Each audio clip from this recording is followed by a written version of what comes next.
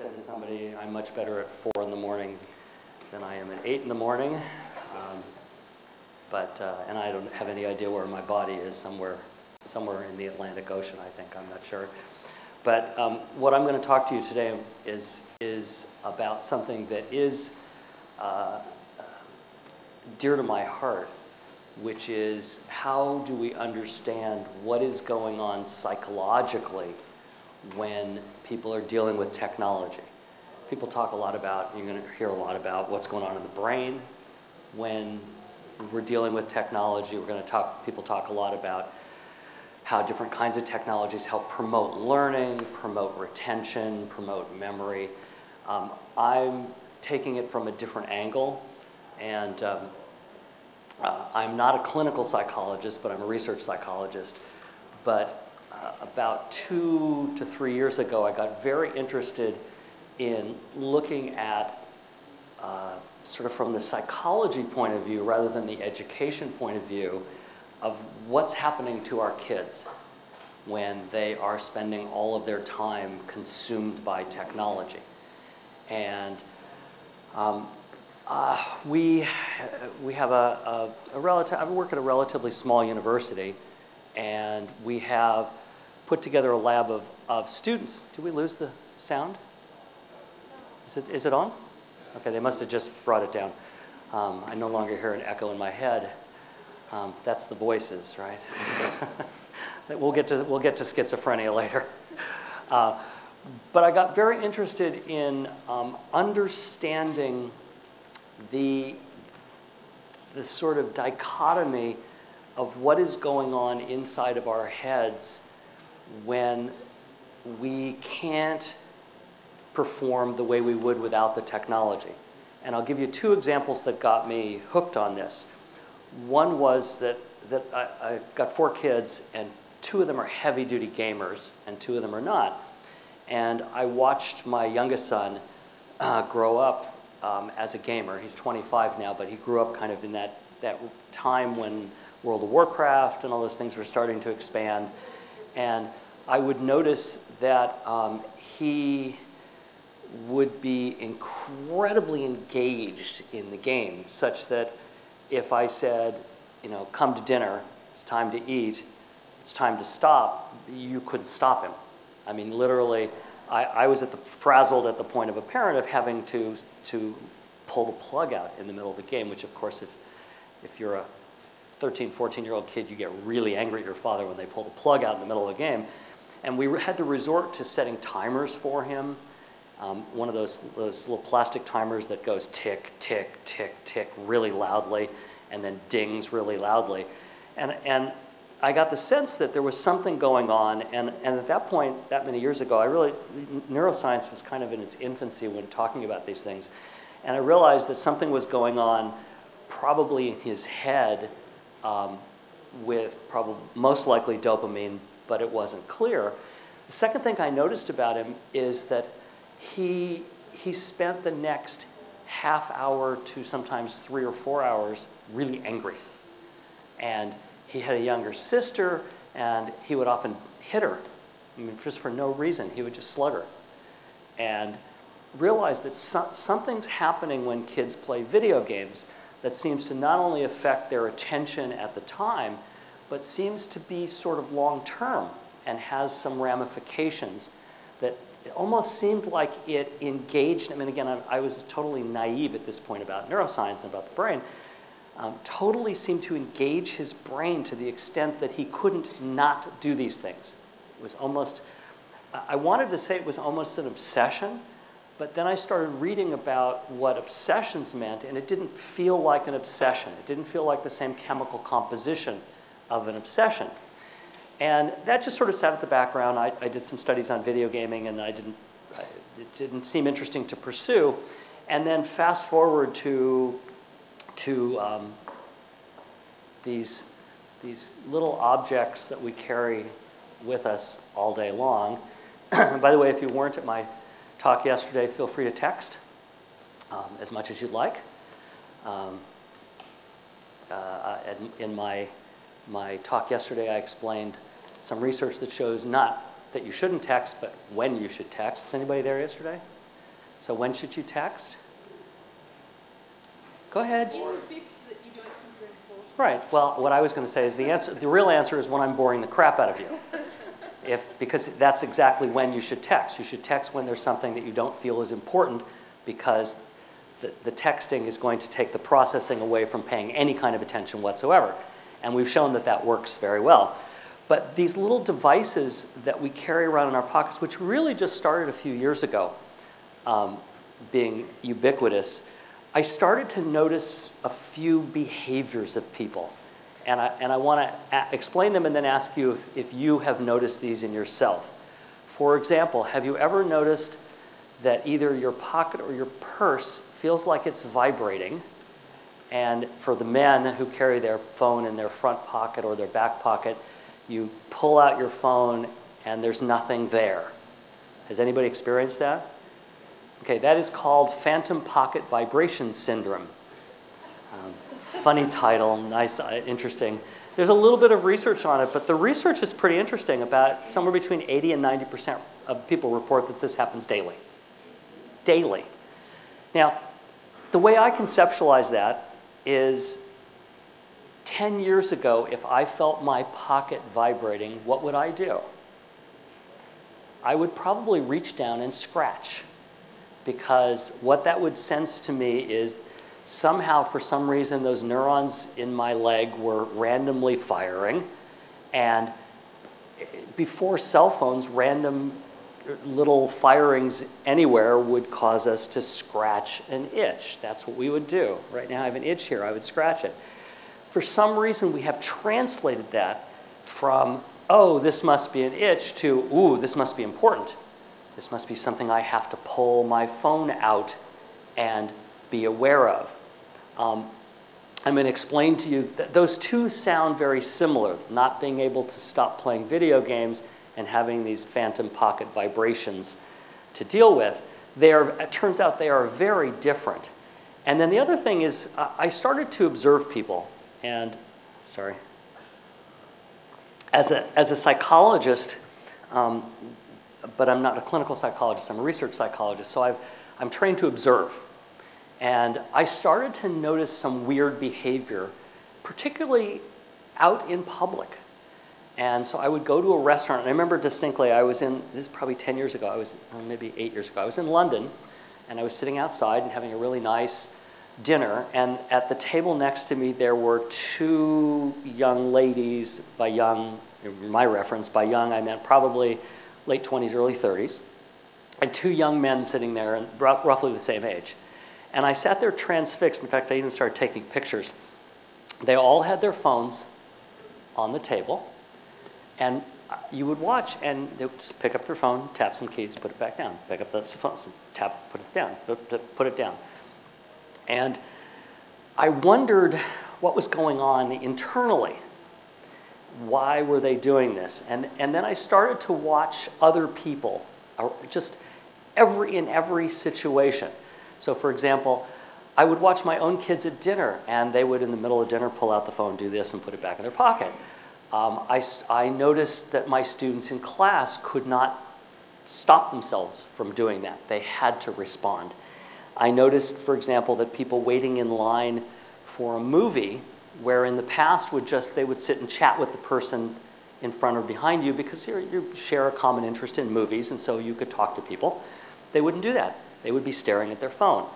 I realized that something was going on, that there was something important, and I was pretty convinced that it was psychological, because that's my perspective, obviously, but that something was going on that was driving these two different, seemingly very different kinds of behaviors. So for the lack of any better term, I labeled the gaming one addiction, because that's what people typically talked about, but I didn't know what to label the other one.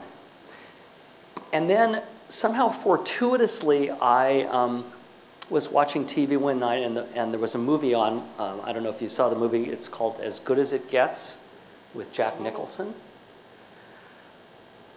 Remember, did anybody see that movie? So just to give you a short summary, and I'll talk about this a little bit more later, but just to give you a short summary, Jack Nicholson has OCD. And throughout the movie, he exhibits it in many ways. One is unlocking and locking doors. washing his hands consistently, having to have everything lined up neatly in nice rows. And I started to wonder, is technology creating OCD? Is that what we're going to? Is it creating some sort of an obsessive behavior? And then I started talking to teachers in classrooms with young kids, so high school, middle school, even elementary school, where the kids had phones that they were using in a bring your own device program. So little kids would bring their iPod touches or their cell phones, some of them had them. And each one of them confirmed what I thought was true, which is there's something about the device that is so alluring that you can't help yourself. And so one teacher, for example, pointed out to me that she required kids to not use their phone in the classroom unless it was for class exercise. And so the girls were required to have their phone in their purse, the boys were required to have their phone either in their satchel or in their pocket. And what she started noticing from the back of the room is that the kids would sit like this under the table, doing this. And she realized they were actually texting blindfolded, literally. They were like this. And when she started talking to them about why they were doing that, they couldn't answer the question. The best answer she got from them was, I felt I had to. I needed to. Those, for a psychologist, those kind of words are little triggers because those are the kind of words that people who have OCD say, I need to wash my hands. I have to do this. I can't stop myself. It's not that I don't want to, I can't stop myself. So we did some research on this and I think came to some startling conclusions. So what I want to do today is a couple of things. One, I want to talk to you about what is exactly going on in these kids' brains.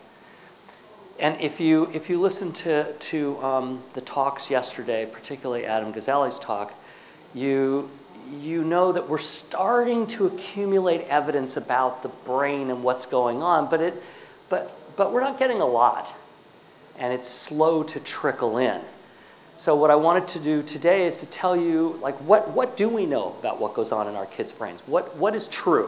What have we validated? What kind of research have we found that we can bank on and then take into the classroom to make sense of it? I'm going to talk particularly about how technology impacts this. What aspects of technology impact the brain, both on the positive side and the negative side, because the research is starting to come in both ways. Going to talk about what disturbed, there should be another little there. Do not ever modify your slides at 2 in the morning. It's not a very good idea. You tend to make mistakes like that. What do disturbed brains look like? What might Jack Nicholson's OCD brain look like? What is going on inside? How does sleep impact the brain? You heard, I think, in one of the TED Talks, somebody talked about the fact that the kids are not sleeping. I think David Sousa talked about that the kids aren't sleeping. And so they're compensating for their lack of sleep by downing all of those drinks. Didn't you like that slide he had? The slide showing each of the different kind of drinks and how many milligrams of caffeine in there. Now I understand my daughter. It's like she had to have 2 Red Bulls to study. And I can see what was like the equivalent of having 4 or 5 cups of coffee. She was wired. I'm going to talk about our obsession and addiction to technology, and I'm going to try the best I can today to disentangle the two. And I'm going to warn you, you can't do it yet. We're close. I think if I were back here in 3 years, I would be able to tell you it is different. But I'm going to try to give you some data to show you why I think we're getting there. And then overall, how does technology impact both our mental health and our physical health? And try to then give you some sense of what you can do to keep your brain healthy. And by your brain, I mean your brain and your kids' brains, okay? Because that's the most important thing. And by kids, I mean your kids that you teach and your own kids. How many people have kids? How many people have young kids, 5 and under? Okay, how about 6 to 10 years old? 11 to 15, sort of the preteen, and then how many have teenagers? 16, 17, 18, and then young adults? Okay, so this is really important. This to me is probably the crux of what I want as a takeaway. What I want you to take away is, regardless of what's going on, how can you keep your head healthy? Because if you can keep your head healthy, you can keep your body healthy. So I want to take you sort of through a journey looking at what's going on inside of our brains. You will know much of this. I mean, for those of you who already know this, this is a really good time to pull out your phone and text and check your text messages and your email and stuff like that. Because basically, I'm going to take it from the psychology side first and tell you what psychologists think is going on. And then I'm going to take it from the neuroscientist point of view and tell you what neuroscientists think is going on. So as a psychologist, psychologists have studied memory forever. It's, my graduate degree is really in memory. I studied memory for mathematical operations. I somehow tried to kludge together my bachelor's degree in math and my PhD in psychology and tried to figure out something. So I watched people add numbers and look to see what happened. Sort of boring, but it was interesting to me. But I started to get very interested in models of memory. And psychologists have struggled since forever. I mean, since the beginning of psychology, to understand what's going on between your left and right ears. And how is it some things are easy to remember and some things are more difficult to remember.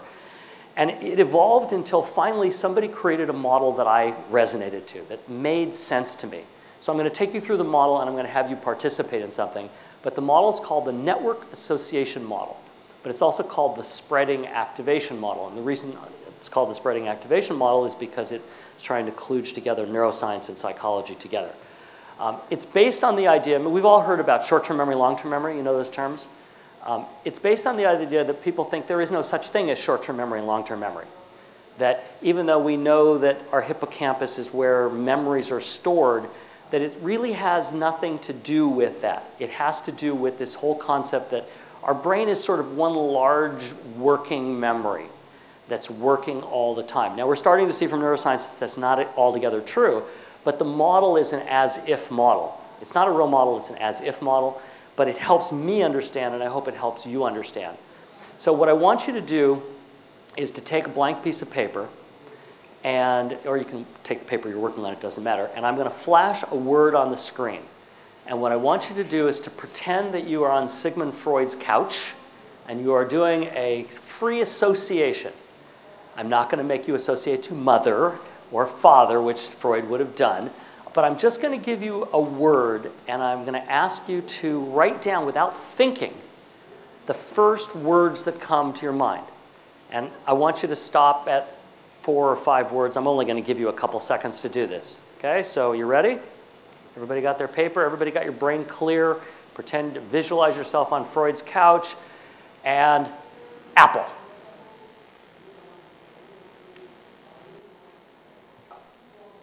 Freud would let you go longer because it had more significant meaning. So let me show you what I wrote down for this task. So the first thing that came to mind when I heard the word apple, and I did this task 25 years ago, was fruit. Anybody get fruit as your first one? Okay, so far, few of you and me agree that apple and fruit seem to go together. Did anybody get fruit later on? Okay, my second one was red. Anybody have red on there? Anybody have both of these, fruit and red? Okay, so far our brains are the same. That should scare you, by the way. Did anybody come up with sweet? Okay. And how about crunchy? And how about iPod? Okay, so what you see is a brief representation of my concept of apple. There's nowhere in the brain that this is stored, by the way. It's just not, I don't want you to think about neurons and all the things that we've been talking about. There's nowhere in the brain that this is stored. But conceptually, from a psychological point of view, my concept of apple, right at the moment that I did this, is that it is a fruit, it is red, it is crunchy, it is sweet, and it has an iPod. Okay? Two things I want you to notice. One is that the thickness of the arrow. Notice when I did this, the first thing that came out was fruit, and then red, and then crunchy come out third, or sweet come out? Sweet came out third, I can't even remember. And then crunchy, and then iPod. And note that the arrows get smaller and smaller. Okay, that's the spreading part of the model, the spreading part of the activation. What the thickness of the link suggests the strength of the relationship. The interesting thing is that every time I hear the word apple, think of an apple, read about apple, this is dynamic and it changes. So for example, if I were to do this today, it would be totally different. It would be absolutely different because I did this probably 15 years ago, and nowadays I suspect that my first association to Apple might be Steve Jobs or something like that, or MacBook, or iPod, or I don't know, something else. So can you draw your own representation for me? Can you take the words that you came out, the first word that came out should be the thickest arrow. The second word, thinner and thinner until you get down to your last word. Draw your own representation of apple for me.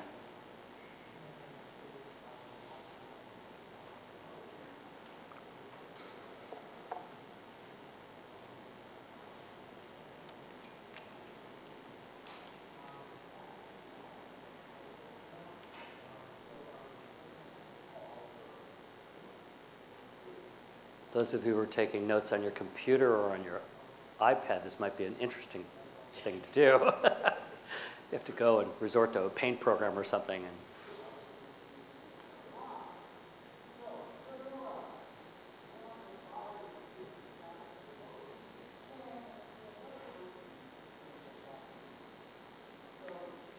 So what you are doing is you are sketching out to me at that single instant, and it's really important to understand it's that single instant your concept of apple. Had I let you go on more than the 4 or 5 words that you came up with and let you say everything you thought about apple, what you would have is a very rich network here, right? Because obviously I stopped you before you could talk about different kinds of apples and names of apples and apple pie and all those things that came to mind. But the important point is if I looked at yours, if I collected them all together, no two would be exactly the same.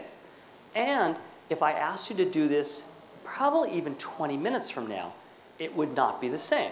Because what I am doing right now is kind of, pardon the pun, but I'm seeding you with my view of apple. And my view of apple is different. Nobody's looks like mine, right? I mean, anybody's look like mine? Everybody should be totally different. My guess is if I combine them all, you could pick yours out of there because yours is different from every single person. Nobody has the same concept of apple. The kicker, though, is that we don't stop right there. Because when I said apple is a fruit, then the next thing that happened is orange came up in my head. I couldn't stop it. So apple, fruit, orange. Did anybody get tripped off that way?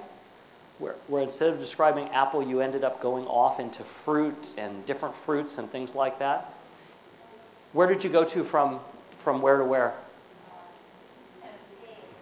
I'm sorry, I'm going to wander over so I can hear you. Pear. Okay. So your mind kind of spreaded out this activation. It spreads the activation. And the idea is that this is a very dynamic system. And when we're talking about how your brain processes all this, it is a dynamic process. And so if you put yourself in the mind of a 14-year-old kid that you're trying to teach about apples, where is their brain going? What you'd like their brain to be doing, which is to be conceptualizing and thinking about apples. And I'm using apple as an example, but obviously if you were trying to have them talk about the biology of the iris in the eye, you would want them to be creating some sort of a conceptual network about the iris in the eye. But it's going to go off because orange then, for me, led to peel and to tangerine. And so what ends up happening is, if you look again at, this is an as-if model, This is not what's going on in the brain. I'm just using the brain as a background to do this. The as-if model suggests that what we have going on is that there are all these little networks going around all the time. And our goal in educating kids, or even more so, our goal in living life, is to hope that when we're thinking about Apple, if this is our Apple network, that it is rich and that it spreads and that it's got a lot of richness to it.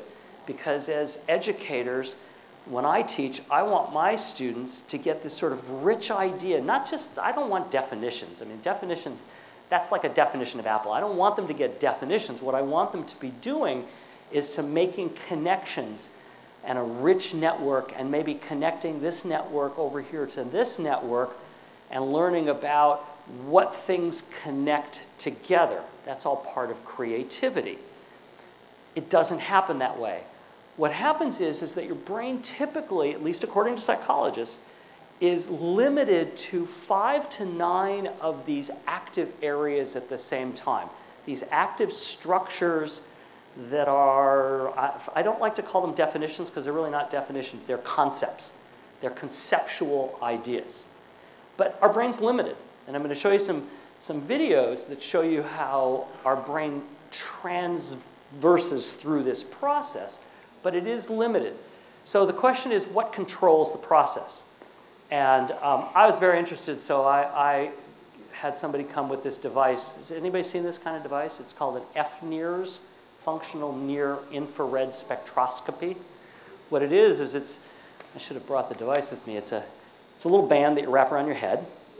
There are a series of little LED lights and a series of sensors. And what it does is it shoots the LED light through your skull to the blood vessels in your prefrontal cortex. The deoxygenated part of the blood reflects the light back, the sensors pick it up, and so it's able to measure what's going on in 16 different areas of just this part of your brain, and only this deep. And and you've heard people talk about the prefrontal cortex, right? This technology is able to monitor in a real-time basis what's going on in your prefrontal cortex at any second. It's actually different from fMRI.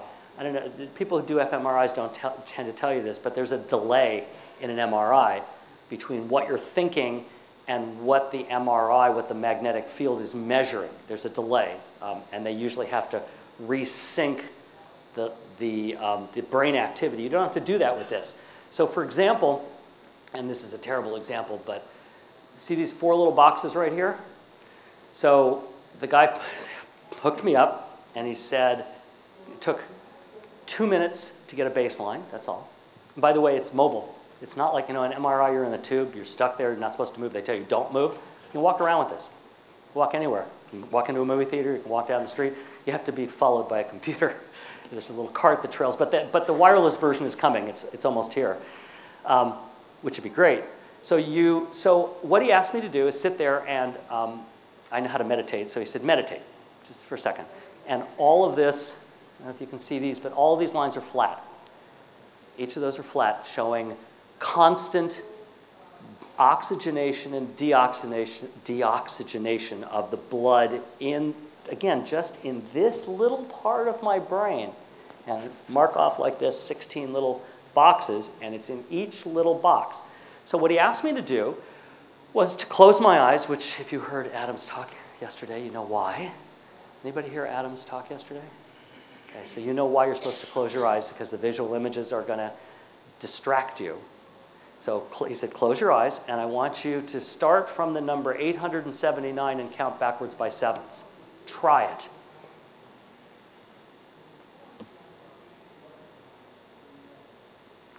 Terrible task, isn't it? It's really hard to do. I can do the first one, 872. And then I have to really think. So when I opened my eyes, what I saw is every box was flat except for the 4 on the left side. And what they showed was an increase in activity as I was counting backwards. And what he told me is those 4 boxes represent right here that's processing working memory. He said, we can now tell that right here is the main point of processing working memory. And they use that task because it really sucks your working memory. If you notice, it's very hard. You really have to think about it. And except when the easy ones, 9 minus 7 is easy, but when you get then 2 minus 7, you have to really think at it. And then he said, clear your mind again, meditate, get everything flat again. When everything's flat, what he said is, what I want you to do, and we're going to try this. So can you guys, right here, you're busy texting, right? I'm kidding. So I want you guys to turn and face each other. And turn this way, face each other. Now, what I want you to do, okay, this is what he had me do. So what I want you to do, you two have a conversation. Just start talking. And I want you to have a conversation with me. Okay? So you guys start talking and talk to me. Ask me some questions. I flew from the United States. Where was I? I don't know. Can't remember. I flew from San Diego to San Francisco, from San Francisco to Hong Kong, from Hong Kong to Mumbai. Okay, so now I'm going to stop. Okay, so what he was doing was scanning my brain again at the same time. And what happened was fascinating. Now, 8 areas showed activity. These 4 here, right there, because I had to expend a lot of workload really thinking about the answer to his questions, but these 4 also showed activity. Those are the attention areas. I had to, because these guys were talking, I had to really, really attend. I don't know if you noticed, if you could see, but I had to focus on your face and your mouth because I was having trouble hearing and understanding what you were saying. Not because I would have trouble understanding, but because these guys were cross-talking me. He had me do it twice. He had me do it with 2 people cross-talking and 4 people cross-talking. So imagine 2 more people here and me trying to understand you. Then what I saw was less activity over here, but a tremendous amount of activity here. Meaning that this part of my prefrontal cortex was having to work exceptionally hard to attend. And he said that is what we found as the attention area of your prefrontal cortex. So this is kind of nifty because what I can do now is I can walk around and wear this little device anywhere I want. I've actually tried wearing it when I'm lecturing.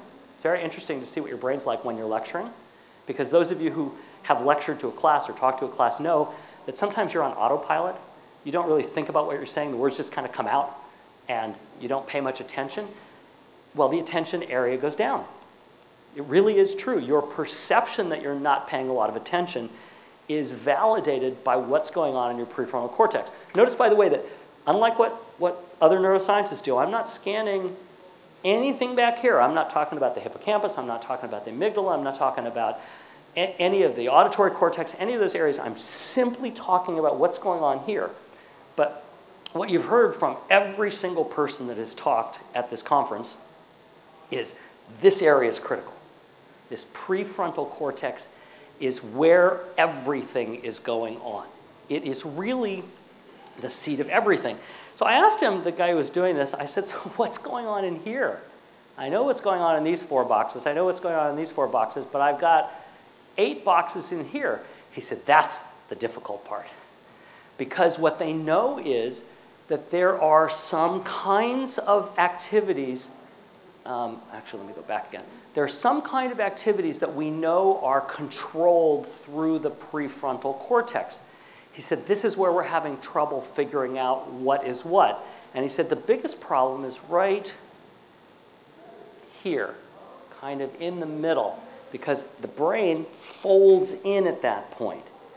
So you're not really measuring sort of a flat surface. You're measuring a flat, it's like you're measuring a canyon. You're measuring a flat surface that goes back. But he said the interesting part is they're pretty convinced that that's the center of impulsivity.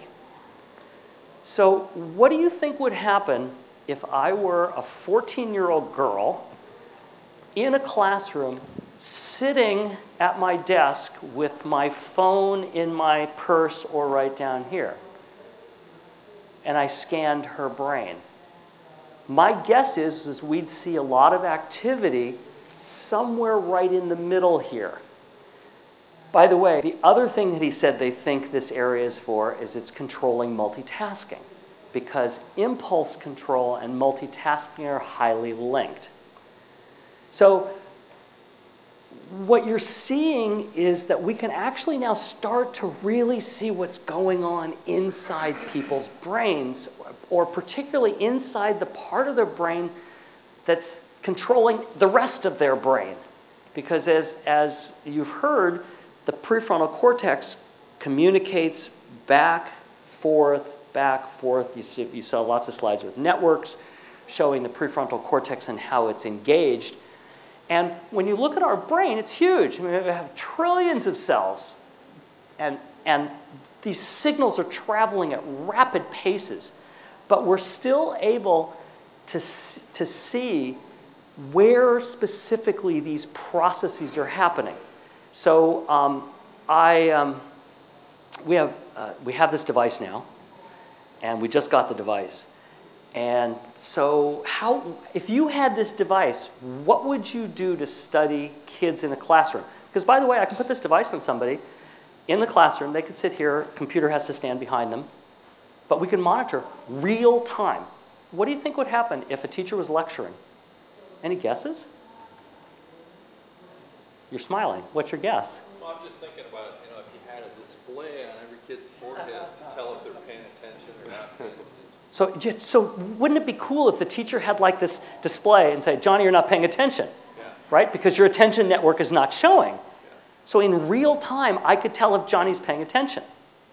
What else? I mean, what else would you expect to see from like a 14-year-old girl? Any guesses? I mean, I don't know. This is all speculative because we haven't done this. But the first study we're going to do is an interesting one. The first study we're going to do, there was a study that just came out recently that was not a neuroscience study, but it was a behavioral study. They had two people talking back and forth. And in two simple conditions. In one condition, somebody's random cell phone was sitting over there. Not either one of their cell phones. And they measured the quality of the conversation back and forth. In the second condition, this person's cell phone was sitting right here. What do you think happened? The quality of the conversation went down. This person's quality went down. Why? Because this is sitting over here distracting them. Where is that attention going? See, now my question is, can I take these 4 boxes here, which are kind of a gross measure? I mean, gross, we're talking not gross, we're talking pretty fine-grained measure. A measure of attention. Can I measure where the attention's going? Because obviously the attention should be going to the conversation. When you and I were conversing, if I were trying to measure what was going on, that was pretty easy. My attention was having to magnify, I was having to put more blood, more deoxygenated molecules there, and that's what it's showing. But what about just a kid whose phone is sitting like that? What's happening? So we're trying to devise experiments, and maybe you can help me later if you have any great ideas on this. We're trying to devise experiments to figure out what the power is to kids of this device, why they can't stop focusing on it, why their pockets vibrate, why they have to pick it up during dinner. By the way, there's a great game that young adults play when they go out to dinner because they're aware of this now. So 4 young adults out to dinner, they each take their phone, put it on silent, and stack them up in the middle of the table. First person that grabs their phone has to pay the bill. Very difficult, by the way, because if you're somebody who's in your early 20s and you're really tuned in to getting texts every couple minutes and checking your email, well, I'm going to give you some data of how often people check their email, the tendency, this thing must be yelling at you. I mean, I kind of joke, I perceive it as going, please look at me, please check me, you need to check me right now, you might be missing something important. Might be there. Actually, there's a term for that. It's called FOMO. Have you heard that term? Fear of missing out. People are afraid of missing out on something coming through this little box. So the challenge, I think, because I'm really an educator, the challenge is that what can we learn if we can tap into somebody's prefrontal cortex? And again, we've talked about these forever, and I'm not going to go over this, but these are the kind of things that go on in the prefrontal cortex and the frontal lobe. And we're hoping to be able to disentangle them as best as we can. Obviously, as you've heard from other people, it takes some pretty carefully controlled laboratory-based experiments. The first thing I want to do, by the way, is I want to take the device, I want to put it in on a cart, and I want to take it into a movie theater, and I want to watch somebody watching a movie in 3D versus watching the same movie in 2D. That fascinates me because 3D movies, I think, activate different parts of your attention network. How many people have seen a 3D movie? Do you like them? See, people either like them or don't. How many people like 3D movies? What do you like about them? What do you like about your 3D movie? The visual effects. Okay, so the visual effects. You feel you're in there because it's all coming to you. Okay, so they're immersive, I think, in our terms. They're immersive. Is that what the other people feel? That's the most common thing. What about those of you who don't like them? You said you don't like 3D movies. What? I'm just trying to think about what I find it annoying. I don't know what's annoying though. I don't know if it's wearing the glasses or being able to see out of the corner of the glasses. So is it the physical glasses that's annoying? Because pretty soon you don't need to wear glasses. I've seen those TVs. Partly it doesn't look real to me. It looks less real. Okay. And the obviousness of it, let's throw a bird in your face that flies straight at you. It's not subtle, it's very obvious. And so is it distracting because it's so obvious, or just gratuitous maybe? Gratuitous. Okay. Any other thoughts? Yes, let me move around here. Sorry, I'm hyperactive. What?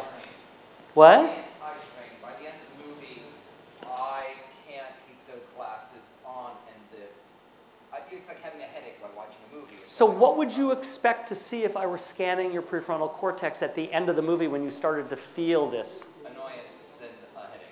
Annoyance and a headache. They're not housed in the prefrontal cortex. Oh, okay. I'm sorry, headaches are elsewhere. What would your guess be if you found it annoying? My guess is that the attention network would start to go down, that the more annoying it is, and because I get annoyed by the glasses. They annoy the crap out of me. I hate them, particularly if you ever see a TV where you don't have to wear the glasses. Have anybody seen one of those? They are so amazing. You just sit there transfixed, and there is none of that annoyance. My guess is that what would happen is that these areas over here would show a decrease in activity because as you get more annoyed, you feel less attentive to what's going on. I want to watch that. I mean, I want to see over a period of time. I want to take you who gets annoyed. I want to take you who enjoys it because of the immersion, and I'd like to see what's different in the controlling part of our brain. I showed a similar slide the other day, and I don't want to belie this much, but it is really important to recognize that the prefrontal cortex does not come out complete. That I gave this analogy. How many people were here for the TED Talks? Okay, so some of you weren't. I gave this analogy in my TED Talk that when a baby is born, all of their neurons are like wires that are plugged into a socket and plugged into a device, but don't have the coding on the wire. Without the coding, the signal from the wall socket to the device would never reach there. It would spark. Have you ever seen that where there's like a cut there and there's a spark that comes out? Well, babies' brains don't have that coding. As soon as they're born, they develop the coding, or they start to. And the coding it's just cells, and they start to wrap around each neuron. And the whole point is just like the rubber stuff that's put on the electrical wire, it's to help the signal go from point A to point B. What's interesting is it happens very slowly. And in fact, if this track by age and track the amount of these cells that are in your body, they're actually fatty cells. And the reason they're fatty cells is because they're better insulating. That's all. They're called myelin. The amount of myelin increases steadily until mid-30s, early 40s. Once it hits about here in the mid-20s, there's enough to make most of the signals go through. By the way, anybody have any children that you've had to potty train? You ever try to potty train a 1-year-old? Can't do it, right? Because the connection from the brain to the bladder is not yet myelinated. It's like an electric wire that's stripped. So the baby, I mean, you've seen this with little babies, right? All of a sudden they'll shiver and they'll pee. Because they don't get the connection from there to there that says, oh, I have to go to the bathroom, I better go find the toilet, I better pee in the toilet. They don't get that. At about 2, roughly, 18 months to 2, that pathway is myelinated. By the way, later on, the pathway from the bowels to the brain is myelinated. That's why you can potty train. You can't potty train bowel movements until after you potty train urination. The last area of a kid's brain to myelinate, right there.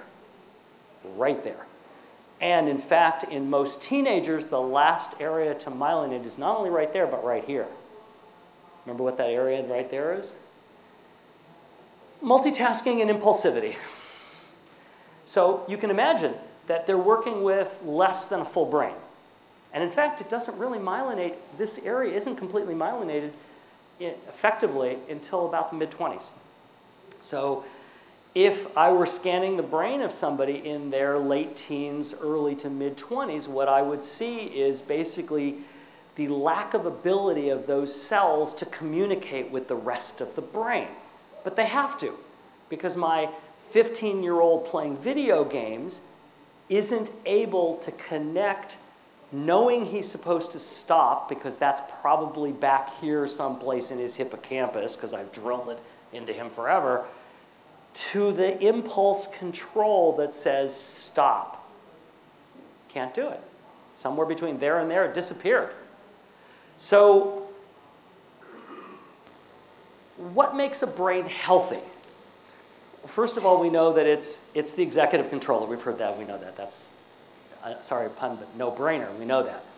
We know that it works based on oxygen flow. I mean, that's why all of these tools, pretty much except for the EEG, which measures electrical output, all of the major tools measure oxygen flow. And there's a limited amount of oxygen in your brain because oxygen is carried by blood, and there's a limited amount of blood in your brain. So if all of a sudden the blood has to rush over here to my workload area, there may not be enough to rush over here to my impulsivity area or to my attention area. There's a limited amount of blood. If you had too much blood, your brain would explode and blood would pour out. So the neurons are biochemical. They communicate by releasing chemicals between neurons, and the job of a neuron is either to accept a chemical or to reject a chemical. It's actually a very simple process. No, it's not simple, it's very complex. But the brain's job is to accept certain chemicals or reject them. Anybody know what Prozac is? What is Prozac? Antidepressant, right? What is the purpose of Prozac? You know what Prozac is? It's called a selective serotonin reuptake inhibitor. What it means is there's a chemical in your brain called serotonin, and if you've got a lot of serotonin in your brain, when we measure brains, if people who have a lot of serotonin free floating around in their brain tend to be happier. That's all. So what Prozac's job is to deactivate the receptors and make it impossible for them to suck in serotonin. Because serotonin just doesn't float free. It floats for a while and then some cells suck it in. If the cells keep sucking it in, and in fact in people who are depressed, the cells suck in too much serotonin, don't leave much in your brain, so you're not happy. I mean, that's very simplified. But so the brain's job is to do this with all sorts of chemicals, including, by the way, chemicals that have to do with anxiety. So what we're starting to think is that the reason that my 14-year-old girl can't not do this is because the chemicals that have to do with anxiety are not being sucked in. They're being left free-floating somewhere in here, or more likely in the amygdala behind here, and that literally she can't control herself. It's not psychological. It's not mental, as we would think. It's purely neuronal. It's purely biochemical. People talk about neuroplasticity. Every single one of these nerve cells is not a unified nerve cell. What it is it's a nerve cell that continually grows little dudes off of it, grows little axons, grows little dendrites. And what happens is, all day long, every experience you have releases chemicals, accepts chemicals, releases chemicals, accepts chemicals, grows little axons off of your neurons, grows little dendrites off of your neurons. Excuse me. Then, most likely during your sleep, your brain does something called synaptic rejuvenation. If you let these little axons and dendrites grow forever, your brain wouldn't work well. It would be too complex, it would have too many connections, and you might even suggest that you might go nuts. You might go crazy from too many connections. What your brain tends to do in the nighttime while you're sleeping is it goes through and does this synaptic rejuvenation. Think of it as taking your beautiful tree in the backyard and deciding which branches you need to prune and which branches you need to leave because they're going to be the solid branches that are going to grow new parts of your tree and beautiful leaves and beautiful flowers. That's exactly what your brain is doing. It's all controlled by your prefrontal cortex. It spends most of the nighttime going through and trimming off stuff that it somehow decides, and nobody really understands why, it decides are worthless pieces. This is worthless, I don't need this. This is worthless, I don't need this. And things that it thinks, noisy. Oh wait, is that top down or bottom up? It's bottom up, right? Does that mean that he said something funny over there? I don't know, what's important for us to keep and what's not. We get better at this as we get older. As we get older, our brain gets better at recognizing which stuff is good to keep and which stuff is bad and we should get rid of it. When we're younger, our brain is terrible at it, which is why you can study something. You can be 15 years old and you can study something, and then in the morning you wake up and you can't remember it because your brain has arbitrarily just clipped off the neurons, the axons and dendrites that are controlling the memory for that part of the information. Then there's this other part of your brain that seems to be mysterious and important. It's called the default mode network. It involves 4 separate areas of your brain, not in the prefrontal cortex, although it is driven by the prefrontal cortex. It involves 4 separate areas of your brain that, as best as they can tell, it shows up in 3 conditions. One, when you're daydreaming. So if you're just here and you're not paying attention and you're daydreaming, what that means is your default mode network is probably activated. It also shows up when you have a aha experience, a creative aha, I get it, or a, oh, now I know what to do with this. Yeah, this makes sense. It also shows up when your mind is wandering. It is active during sleep.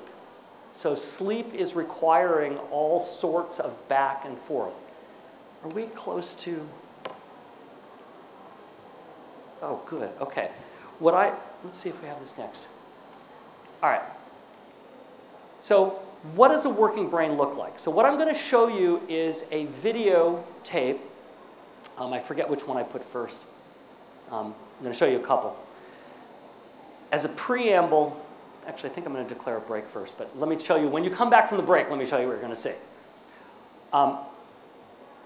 What you're going to see is an fMRI of a young man's brain as he's watching one of 2 things. I can't remember which one I put first. One is the trailer for the movie Avatar, and the second is a speech by President Obama. All right? And what you're going to see is the actual activity in the brain in real time. All right? So let's take, let's see, how long a break would you like? 20? 20 minutes. We'll be back at 9:52 by my clock. Be back at 9:52 and we'll watch somebody's brain watching a movie and listening to a president.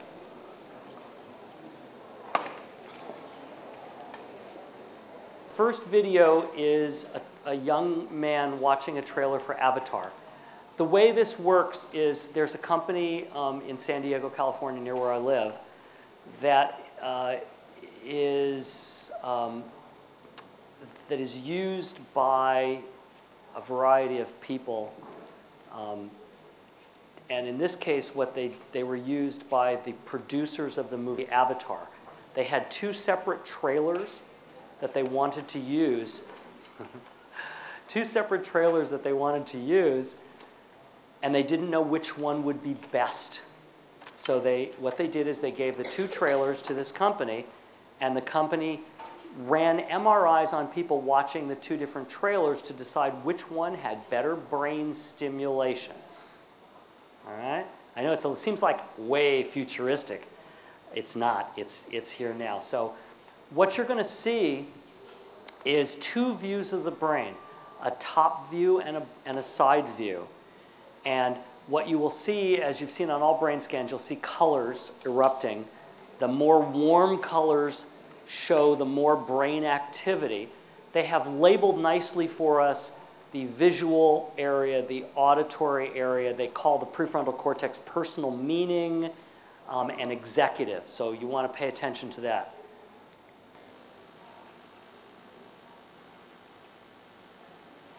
This is the top view. This is the side view. Prefrontal cortex. Attention, executive, personal meaning behind it.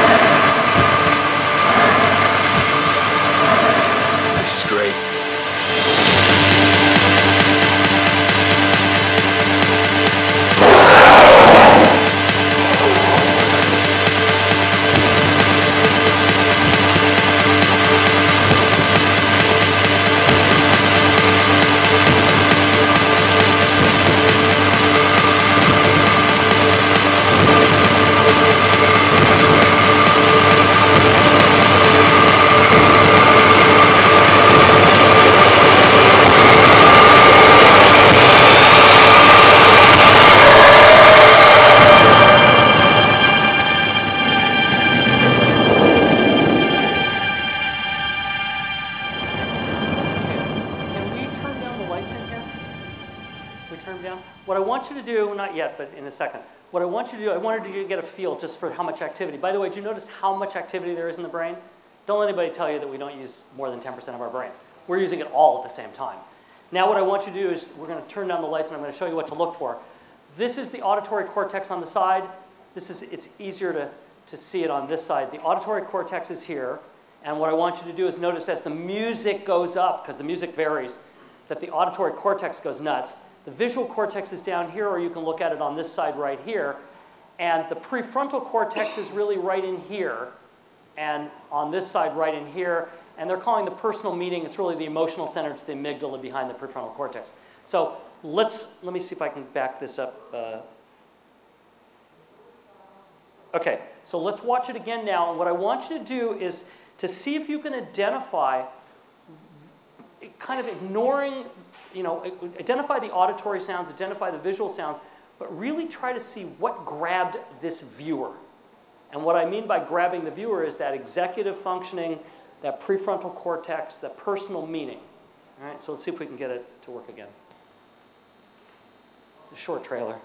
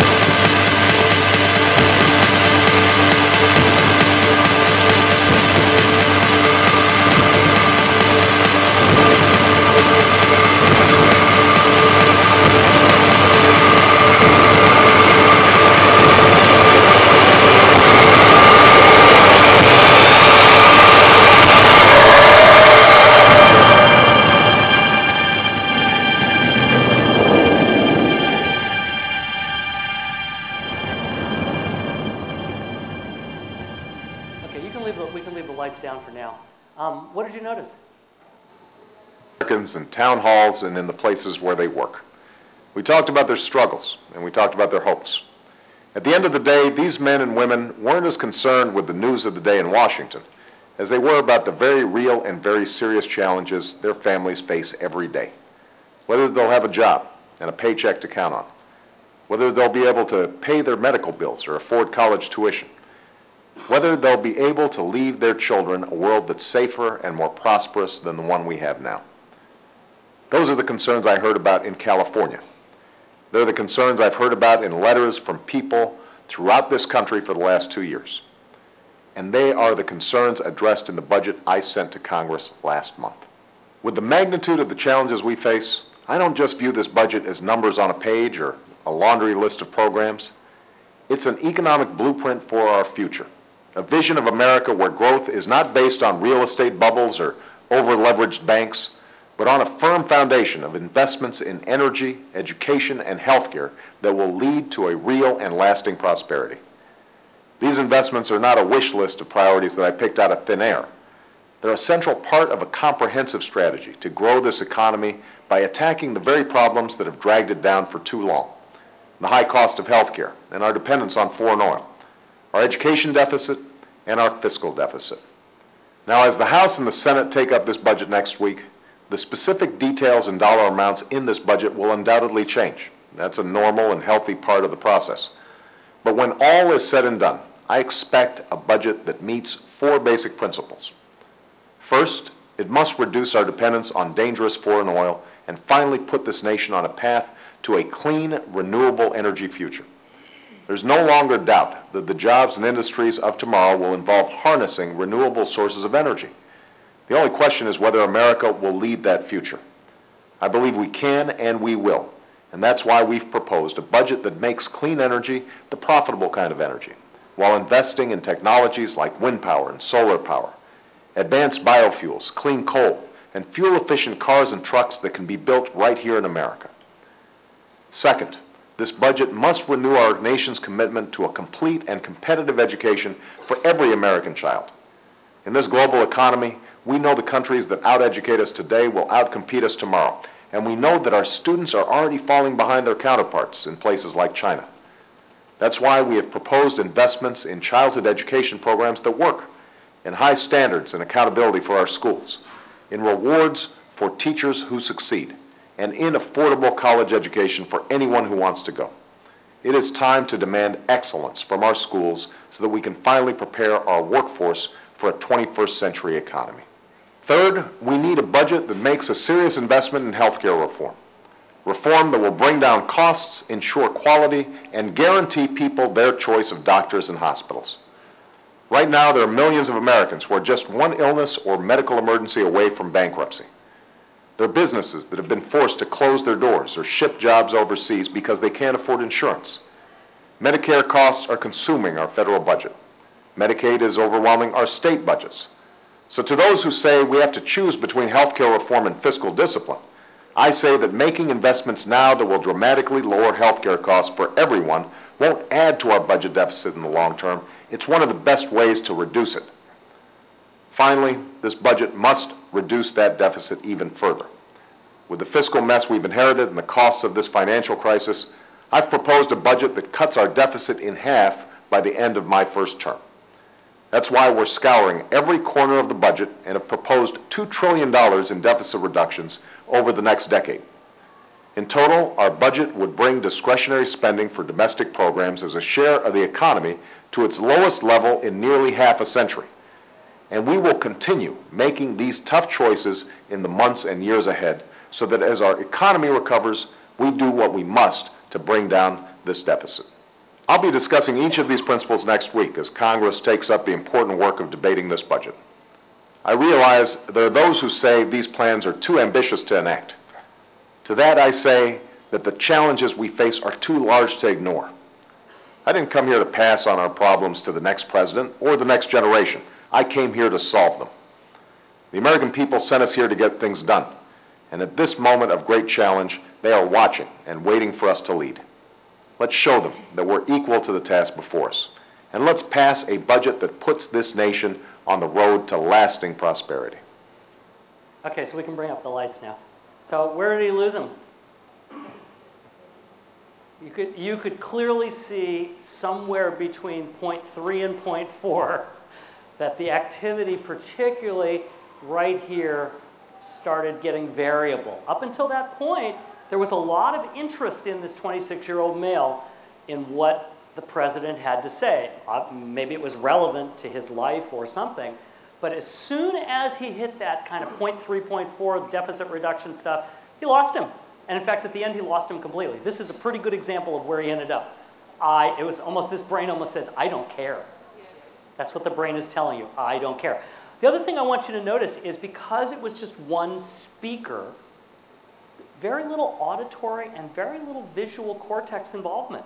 Compared to Avatar, very big difference. So you can see that we can actually see real time in the brain what's going on. By the way, if you want to see more of these, there's lots of them. This company is called MindSign, and they're all on YouTube. So just on YouTube, go to MindSign, and there's dozens of ones. And they're fascinating to watch because what you're really literally seeing is someone thinking. You're seeing somebody absorbing and thinking. And I find them fascinating.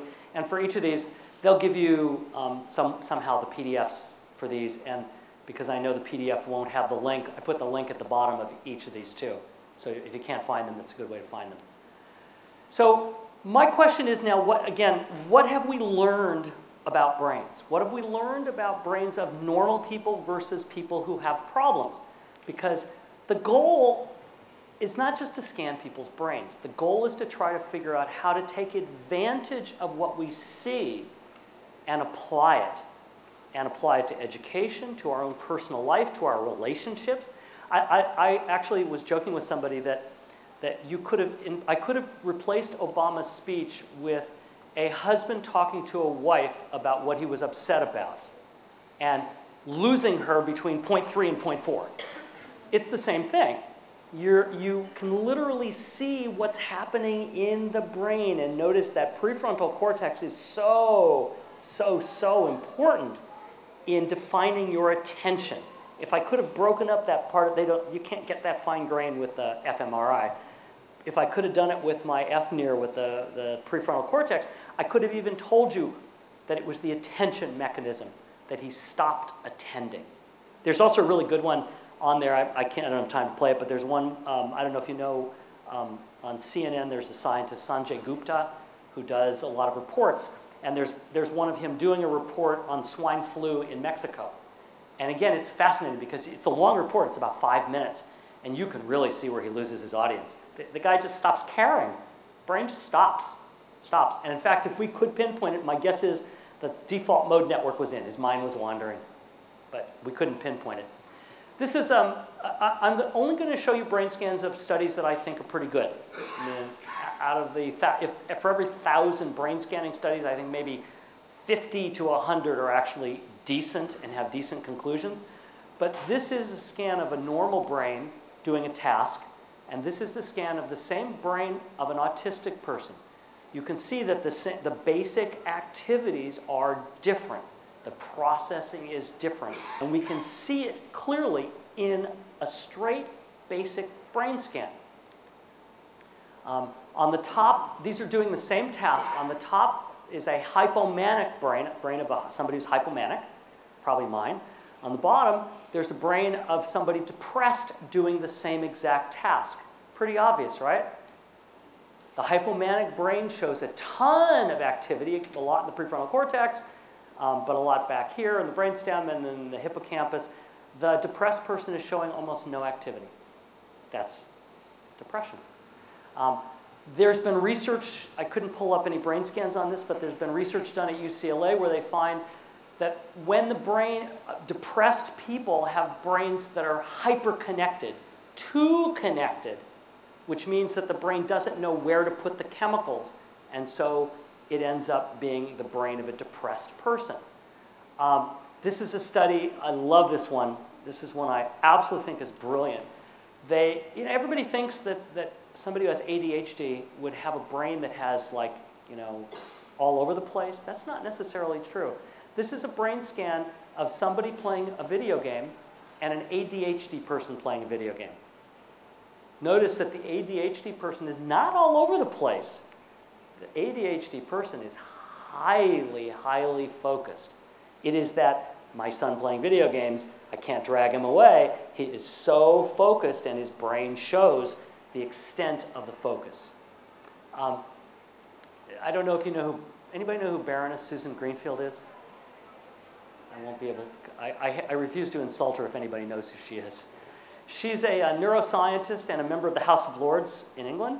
And she causes more controversy than anybody because she believes that technology is ruining our kids' brains. But this quote is exactly, I think, appropriate. She said, if we were to scan the brains of young people who spend a lot of time playing computer games and in chat rooms, we would find that the prefrontal cortex is damaged, underdeveloped, or underactive, just as it is in gamblers, schizophrenics, or the obese.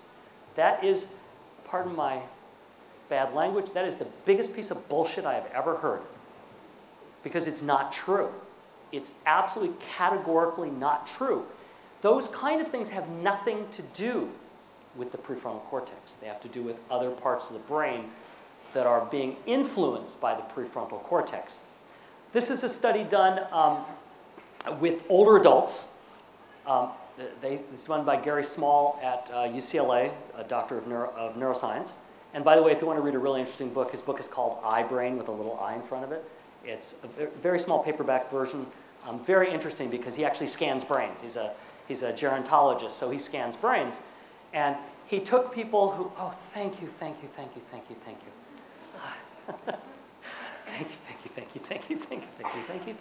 Thank you. They've learned. He brought in people, older adults who had never been on the internet. And it's hard to find them anymore, but this was done about 10 years ago. And he gave them a little bit of exposure to the internet, and then he stuck them in a brain in an fMRI. And this is sort of the average amount of activity with them reading a book in an MRI tube. And this enormous amount of activity is when they're searching Google. Now, what's interesting is, what I didn't show you is the next 2 scans he kept doing, and it shows that eventually searching Google ends up looking like reading a book. But initially, your initial experience with the technology is highly activating, highly overloading. So how does technology impact the brain? I'm going to give you some studies. Again, some of them are really great. Some of them I find a little suspect because typically these MRI studies, as you may know, involve very, very few subjects. MRIs are very expensive. If you want to rent time to run a subject on an MRI tube, it costs about $2,000 an hour. And in 1 hour, you're lucky if you can run 1 subject in an experiment. That Avatar movie scan took them 4 hours to get that. It's because it's very complex. It generates billions of lines of data that have to be collapsed, and any movement inside the tube changes everything. Social networking. Those kids who have, or those people who have a larger social network have a larger amygdala. The amygdala is responsible for emotions. So the leap of conclusion might be that the more friends, the better your emotional system is. Larger prefrontal cortex, actually it's really not larger prefrontal cortex, it's thinner prefrontal cortex because a thinner prefrontal cortex is more efficient. Larger hippocampus, so having more friends seems to improve your memory. Listening to music tends to stimulate the hippocampus. Not surprising, right? When you hear a song, don't memories come up? I mean, when I hear a song from the 50s, sorry, I'm dating myself, I can remember exactly where I was when I heard that song. That comes from the hippocampus. So music doesn't just activate the auditory cortex, it activates the memories of whatever's associated with that. And my favorite study, they took taxi drivers in London. Anybody from London? London has, I believe the quote is 25,000 different streets in London. And taxi drivers, in order to qualify for a taxi medallion in London, you have to take a test showing that you know 25,000 streets in London. You have to be able to identify 25,000 streets in London. They took a group of taxi drivers who had passed the test and got their medallion, and a group of equivalent people matched for age, cultural background, gender, everything. The taxi drivers in London, why is that not going anywhere? Had a larger hippocampus, meaning the act of memorizing 25,000 streets literally increased the organ in our brain that is responsible for memory. So what about video gaming? Video gaming is really an interesting thing because everybody wants to study video gamers in MRI tubes because it's fun. You can now, in an MRI tube you can't have anything metal because it's magnetic and it just sucks the metal. But you can create video games with plastic parts and joysticks and buttons. So you can literally simulate. Hello.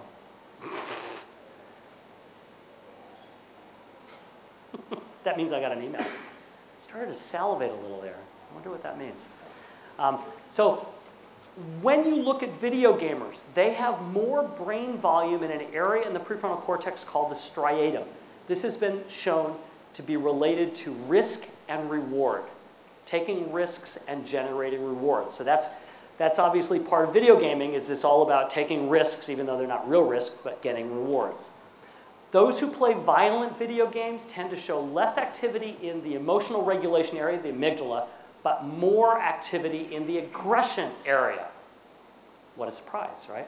Particularly, by the way, for the violent video games, it's the really violent ones. It's like Grand Theft Auto, the ones where you drive and you run over people and try to kill people and stuff. Those show the biggest effects. There's also more dopamine in the system of video gamers, and dopamine is, at least most people believe, dopamine is the chemical that is responsible for pleasure. So video gamers are getting pleasure, but interestingly enough, studies have shown that when somebody stops playing video games, the amount of dopamine in the system stays hours. Sometimes somebody's shown that it stays heightened up to 2 weeks. That there's a slight increase in dopamine up to 2 weeks. So it's like a withdrawal. The person is always craving pleasure. And they've shown that even when you take away the video game, the dopaminergic center is still highly, highly activated. So it's like you're in the middle of this game, you're doing it, you're trying to get pleasure, and even when the game's over, you're still craving pleasure. They find, by the way, that the same exact results show when you scan the brains of any kind of addict. Gambling addicts, sex addicts, drug addicts. You cannot tell the difference between a gaming addict and a drug addict, at least in the dopaminergic area. We're starting to do some studies on internet addiction, mostly in Asia. Web addicts in China have more white matter in the emotion area, the executive attention area over here, and the cognitive control, which is what working memory is. But the rest of the brain has disrupted connections. So somehow the connections between the prefrontal cortex and the rest of the brain don't work very well when they're addicted. So it's almost like the prefrontal cortex is not communicating well with the rest of the brain. So let me talk about sleep a little bit, because sleep is absolutely critical. And I want to give you some data on sleep. I think I pretty much talked about most of this. The brain is only 5% less active during sleep, and that reduced activity is in the prefrontal cortex, which we were talking during the break about sort of mind wandering and creativity. A lot of what happens is the prefrontal cortex sort of recedes back in its actions, allows the default mode network to kick in, which allows sort of the free-floating stuff. You ever have dreams that are really weird and you have no idea why you dreamt it? Like scary creatures and, I don't know, whatever you dream. That's thought to be because the default mode network is activated, meaning it's just kind of pulling random associations. Your mind's wandering. So let me talk about teenagers, because I study kids. The average teenager young adult from our studies sleeps 6.1 hours per school night, and those of you who have teenagers know that on the weekends they do their best to make up for it. They sleep until 2 in the afternoon, right? So if you do the math, the American Pediatric Association recommends for teenagers 9 hours of sleep a night. Some people say it's 8 to 9, doesn't really matter. If you do the math, they are running on a 12-hour per week sleep debt. And there is something called a sleep debt. Your brain accumulates lack of sleep, meaning that when it doesn't sleep enough, it kicks in and does different things at night. And guess what it doesn't do well? Pruning and consolidation. The less sleep you have at night, the less your brain is able to figure out which things to cut off and which things to consolidate. So you got this teenager who crams, sleeps 5 hours, and then takes a test the next day. What happens?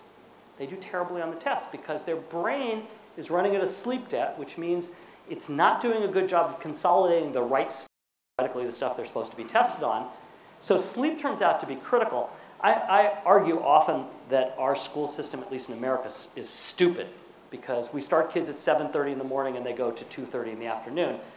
Ideally, their brains are much more functional between 9 and 4. So school technically should go to 9 to 4. 80% of the kids said they rarely or never get a good night's sleep. And the older you get, the more sleep debt you get. So freshman students are better off, but by the time they get into high school and college, they accumulate a bigger and bigger sleep debt. And if you actually kept track, some of these kids are up to hundreds of hours of sleep debt by the time they reach high school and college, because you can't make up for it. You'd have to sleep like 3 days in a row to make up for all your sleep debt that you've accumulated. We just completed a couple of studies on kids, and we asked them to monitor for several nights what they're doing in the hour before they go to sleep. Turns out the hour before you go to sleep is a pretty important time. I'll explain to you why in a second. But if you look, the number one activity for teens in the hour before they go to sleep is they're playing with their smartphone. Number 2 is they're on the internet, often simultaneously, obviously. Number 3 is they're doing their homework. That's good. But they're also texting on Facebook. You can see they're doing multiple activities. They're multitasking excessively in the hour before they go to sleep. They also sleep with their cell phone on next to the bed. Look at this. Almost half the kids leave the ringer on at night and are woken up at night. About 40% put it on vibrate, but they're still woken up at night. And if you watch kids, my daughter doesn't know this, but when she's home, I walk by her room in the middle of the night, and this is what happens. She's sound asleep, her phone vibrates, she picks it up, taps some keys, puts it back down. And this happens maybe 10 times during the night. Now, what she claims is it doesn't affect her sleep. But does it? Turns out it does, because every time you wake up, your brain resets what it's doing. And it stops the process of what it's doing and has to reset. So if you're in the middle of your default mode network, it goes away, starts back up through your regular sleep cycle. So literally you destroy your sleep cycle. So what does this disruption do for teenagers? Some people think it's the light. Some people think that the light coming off of the devices inhibits the production of melatonin, and melatonin is what promotes the act of sleep. Turns out it's not. We've measured it. We've actually had people take a picture of what they do at night, how far the phone is from their face, if they have a TV, how big the screen is, how much lumens come. We've tried to calculate, we tried to prove this. It isn't the light. It has nothing to do with it. Is it doing couch potato activities, those activities like watching television? Nope. But in fact, it turns out that watching TV at night, as opposed to being on your smartphone or your computer, actually promotes a better night's sleep. Is it their computer use? No. Is it doing their homework? Nope. So what is it? Incessant multitasking in the last hour before they go to sleep, and having their smartphone in the last hour, and sleeping with their phone next to the bed. Those 3 are the 3 only predictors in every study of a bad night's sleep. So what do our teenagers do in the last hour? They use their smartphone, they multitask, and they sleep with their phone right next to their bed. All of those disrupt sleep, and by disrupting sleep, they disrupt brain functioning. So what about dreaming? Dreaming is kind of interesting because our brains go through a process of preparing through the night. I don't know if anybody's ever studied dreaming. I got very fascinated with dreaming when I got into college and actually went and heard lots of lectures about dreaming. The dreaming process is pretty standard. First of all, does anybody believe they don't dream? Good, because everybody dreams. What your brain does in a healthy brain, okay? What I mean by a healthy brain is there's no psychological problems, you're not sleep deprived, you're healthy. In a healthy brain, the process is almost identical across people. You go through a 90-minute period of synaptic rejuvenation. Your brain is getting ready, the brain waves change. If we put an EEG cap on, we'd see the brain waves changing. After about 90 minutes, what happens is your eyelids start fluttering and you're in REM sleep, rapid eye movement sleep. That indicates you're dreaming. What all dreaming is really is your default mode network kind of activating and pulling in things. That first dream lasts 1 to 3 minutes, so a pretty quick dream. Then your brain recycles through 90 more minutes of whatever it's doing synaptically, and then you dream for about 10 to 15 minutes. Then you go 90 more minutes through this process, and then you dream for about 30 minutes, and then you go through 90 minutes, and then you dream for about an hour. So if you add up those numbers, how many people wake up in the middle of a dream? If you get a normal night's sleep, you will wake up in the middle of a dream. Count it. 90, 90, 90, 90, and then add in those few little dreaming times, you will wake up in the middle of the dream if you have a normal night's sleep and you're rested. What happens if you're not rested? Well, I can bring people into the lab. I can hook up electrodes to their eyes. Every time their eyes start fluttering, I wake them up. What happens? When they go back to sleep the first time, they go through the 90-minute sleep cycle, and then the REM sleep starts. I wake them up, make sure they're up, put them back to sleep. They go through the 90-minute cycle, there it starts. After one day, only one day, those 90-minute cycles go away. As soon as they go to sleep, they're going crazy. I wake them up, they're going crazy.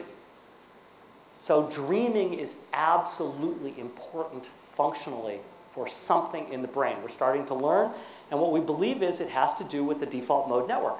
It has to do with being able to invoke this network that's creative, mind-wandering, all sorts of things going on. But also we know that if we just go straight into REM sleep, our synaptic rejuvenation process does not work. We're not pruning and consolidating. We're simply going into REM sleep, and that's not good. And you can see the difference between normal sleep and REM sleep. There's a lot more activity, brain activity in REM sleep. By the way, default mode network is this, plus this, plus this, plus this. These kind of 4 areas are the default mode network. So how are we doing time-wise? You want a break? You want a break or you want to keep going? Nobody's dying for a break? All right, let's keep going. The problem is with kids is that they are getting a lot of activity. They are doing a lot of internet things, and by doing a lot of internet things, they're leading a less than healthy lifestyle.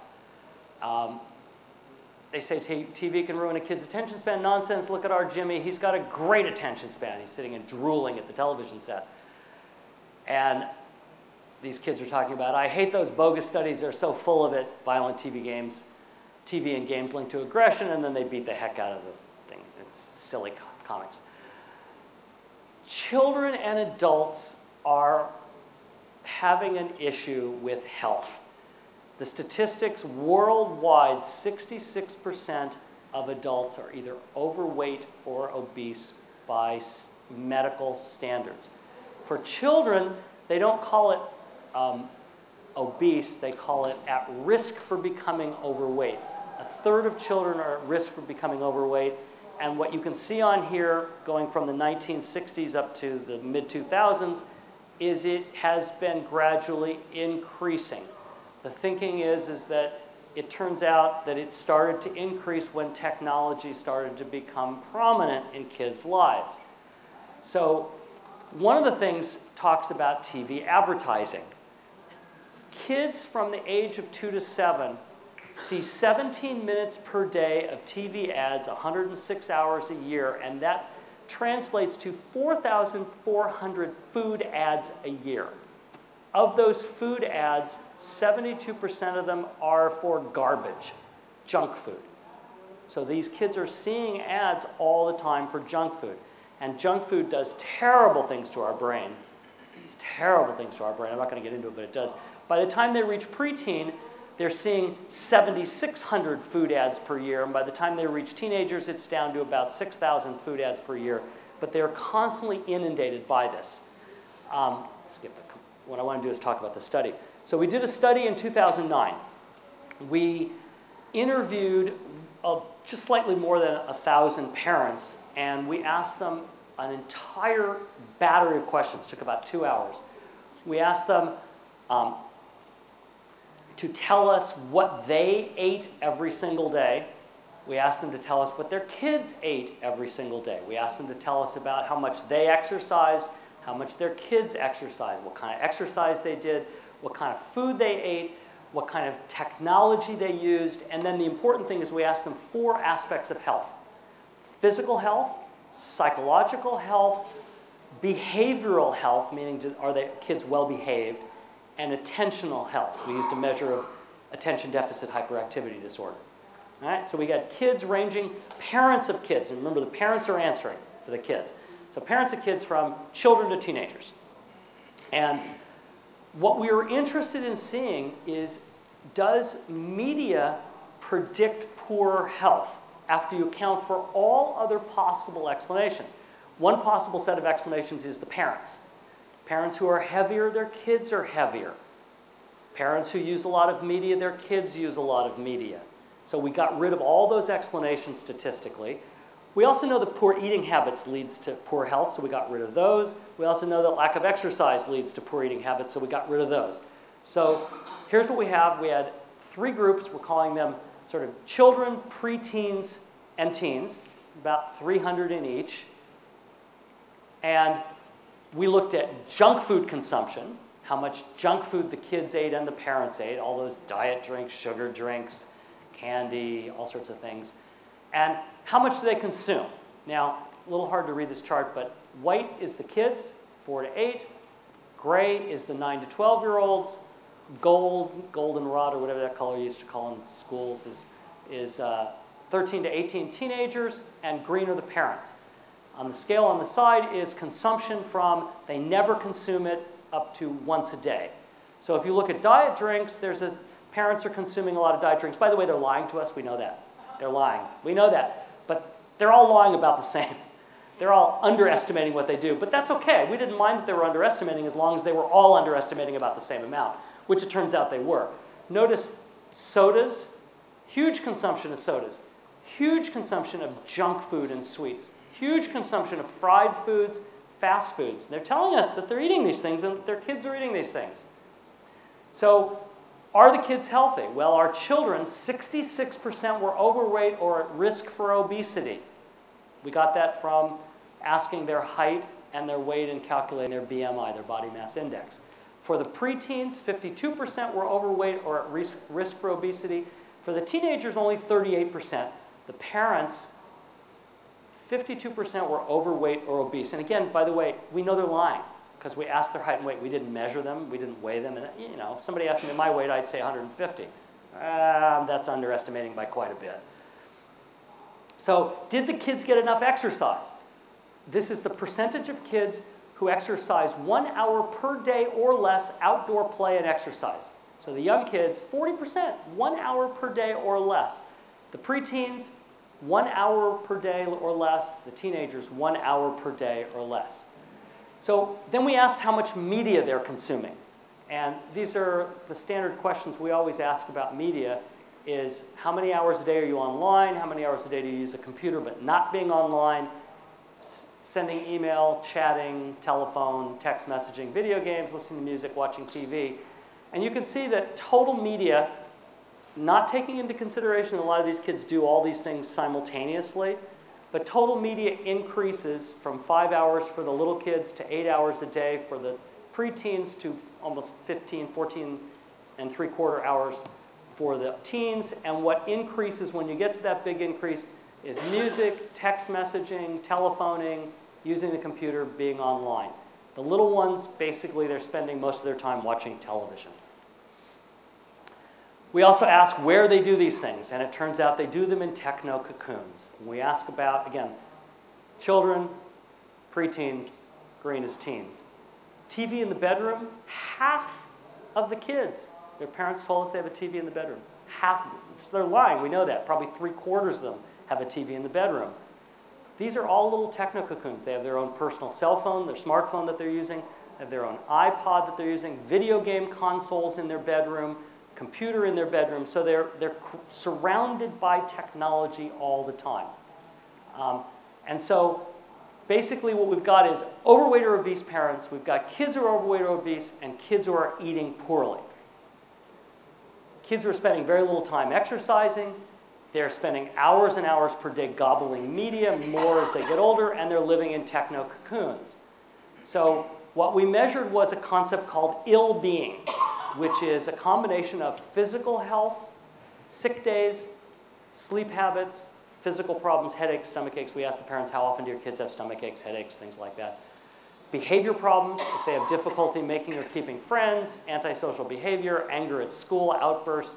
We had mentioned attentional problems, and then we looked at psychological problems, whether they were depressed, highly anxious, stressed, both the parents and the kids. And I said, we already said this, what we assessed online. So the question is, what role does media play in ill-being? So here's the model that is the predicted model. Everybody will admit that those people who use more media have unhealthy eating and exercise less. We know that. They're couch potatoes. They're sitting in front of the computer. They're not exercising, and they're gobbling crap while they're doing it, right? We also know that unhealthy eating and lack of exercise leads to sickness. If you don't exercise, if you eat junk, you're going to get sick. The question is there a direct link between media usage and being sick? So this is the model we proposed.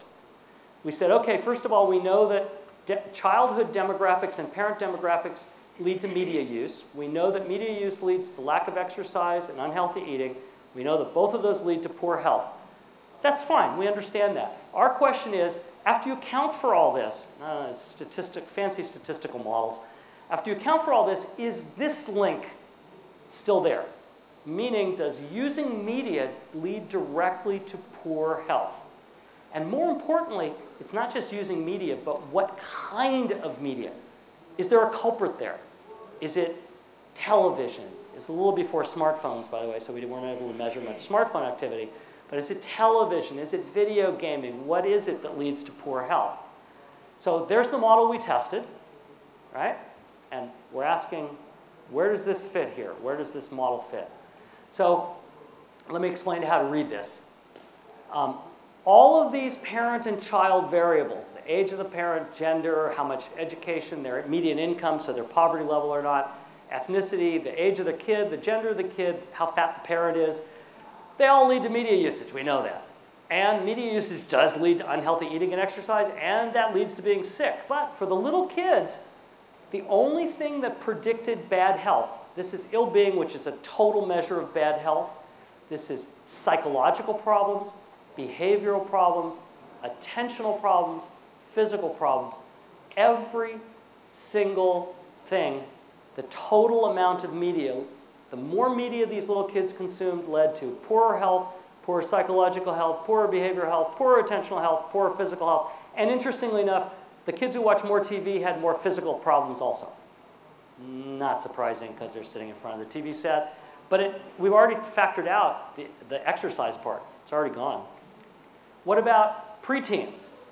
For preteens, it turns out that those preteens who consume more media are more physically unhealthy, meaning they have more sick days, more physical problems.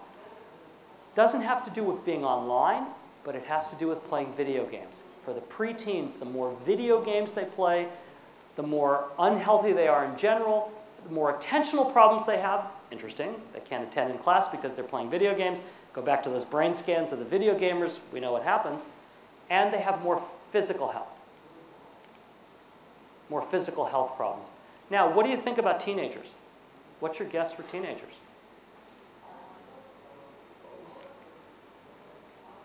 For teenagers, those teenagers who consume more media, more bad health all across the board. Those who are online, more bad health almost across the board.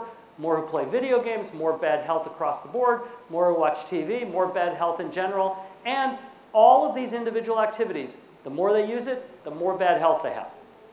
So essentially what we found is that using media contributes directly to poor health. So now we've painted a picture that we're going to take one more step. For children, total daily media. For preteens, total daily media and video games. And for teens, pretty much everything contributes to bad health. What does it all mean? We have a problem. The kids consuming media end up having difficulties. They end up having difficulties. I'm going to stop here for a break. It is 10:44. Let's meet back at 11. And then I'm going to talk about psychological health and talk about what does all this mean for our psychological health? What does it mean for our ability to cope with the world? And too much information, my brain's going to explode and I'm the one who's talking. I can't imagine how your brains are exploding. But we are covering a lot of material. Thanks. Thank you. I'm having fun too. I love this stuff. It's fascinating. San Diego, I live in San Diego, but I work in LA. I grew up in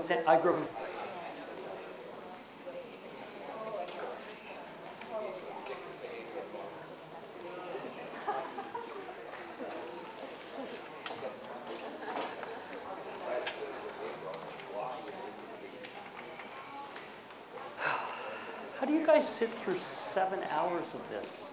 It's getting hard. It is really tough. If for someone who's dyslexic ADHD, I'm like, I should have told people that, feel free to walk in and out, get up and stretch, do something to, it's like... well, I'm glad you gave us permission to disengage them, because I got my comments out there. Good, good. No, I think you should be tweeting and doing whatever you want to do in the middle of this. You should be. It's like almost we should get up and do jumping jacks or something. Yeah. And do some fun stuff here.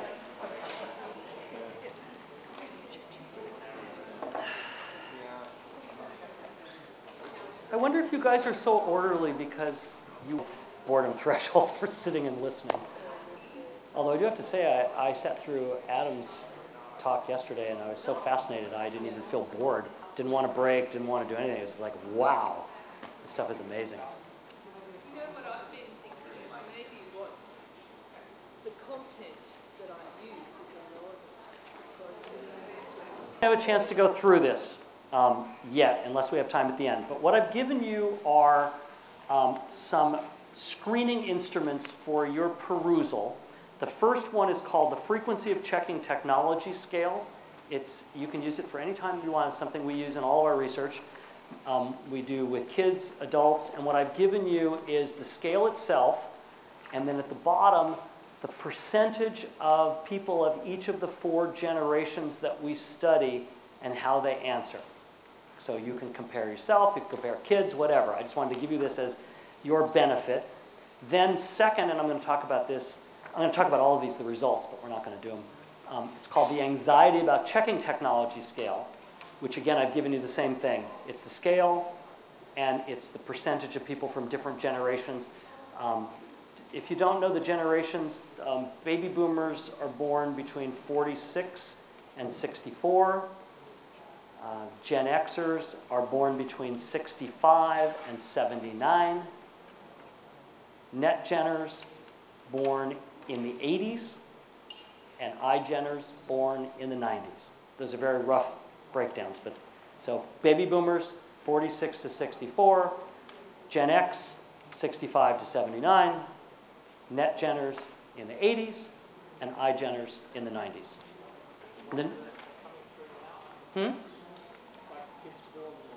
The kids born, we call them Gen C for connected. Yeah, it's connected, creative, collegial. We're just starting to learn about that. The next one is called the cell phone overuse scale. And this is not my scale. This is from, well, the reference is right there if you want to look it up. And if you flip it over onto the other side, it tells you how to score it, basically. It tells you what your score might mean. It's pretty nondescript in terms of scoring. It basically just says that higher scores tell you you're more likely to be a compulsive overuser of a cell phone. The next one, called the Screening Instrument for Addictive Internet Use, is Dr. Kimberly Young's scale. She is the expert on internet addiction. This is a short form of her longer scale. And her longer scale is online on her website, free to use. This is a short version of it, and it tells you how to score it. And then the last one's for your own edification. It's called the Narcissistic Personality Inventory. And this is also free. It's actually online. And if you want to make your life really easy, you just put in NPI, Narcissistic Personality Disorder. It'll direct you to a page where you can actually just click boxes and it'll score it for you. Otherwise, the scoring instructions are on the bottom. And I'm going to talk a little bit some more about this in a second. Okay? I'm not going to have you take them now because there's more important stuff to talk about. But I just wanted you to go through. And what we were going to do, if we didn't get tripped off, which I figured we were anyway, into other interesting discussions, is I was going to suggest that you first answer these questions about how often you use each of the technologies for yourself and then somebody else you think might have a problem. Your spouse, your son, your daughter, whatever, and compare it to the table. These are the data that we find that I've printed for you, which is, are we obsessed with our technology? And this is how many people in each generation check every 15 minutes or less. Okay, and these are updated data. These are updated from what you have on your printout. These are newer because they just sent these to me 2 days ago. But you can see the black is the iGeneration, born in the 90s. The reddish color is the net generation, born in the 80s. The gray is Gen X, born mid-60s to late 70s. The yellow is us old baby boomers, born 40s to 60s. And you can see that in what they are checking constantly is their text messages. That is the #1 thing they check all the time. And remember, you know, the telephone's in the middle of the table. It's because they're checking their text messages. They're also checking cell phone calls and Facebook. And notice the baby boomers hardly check anything.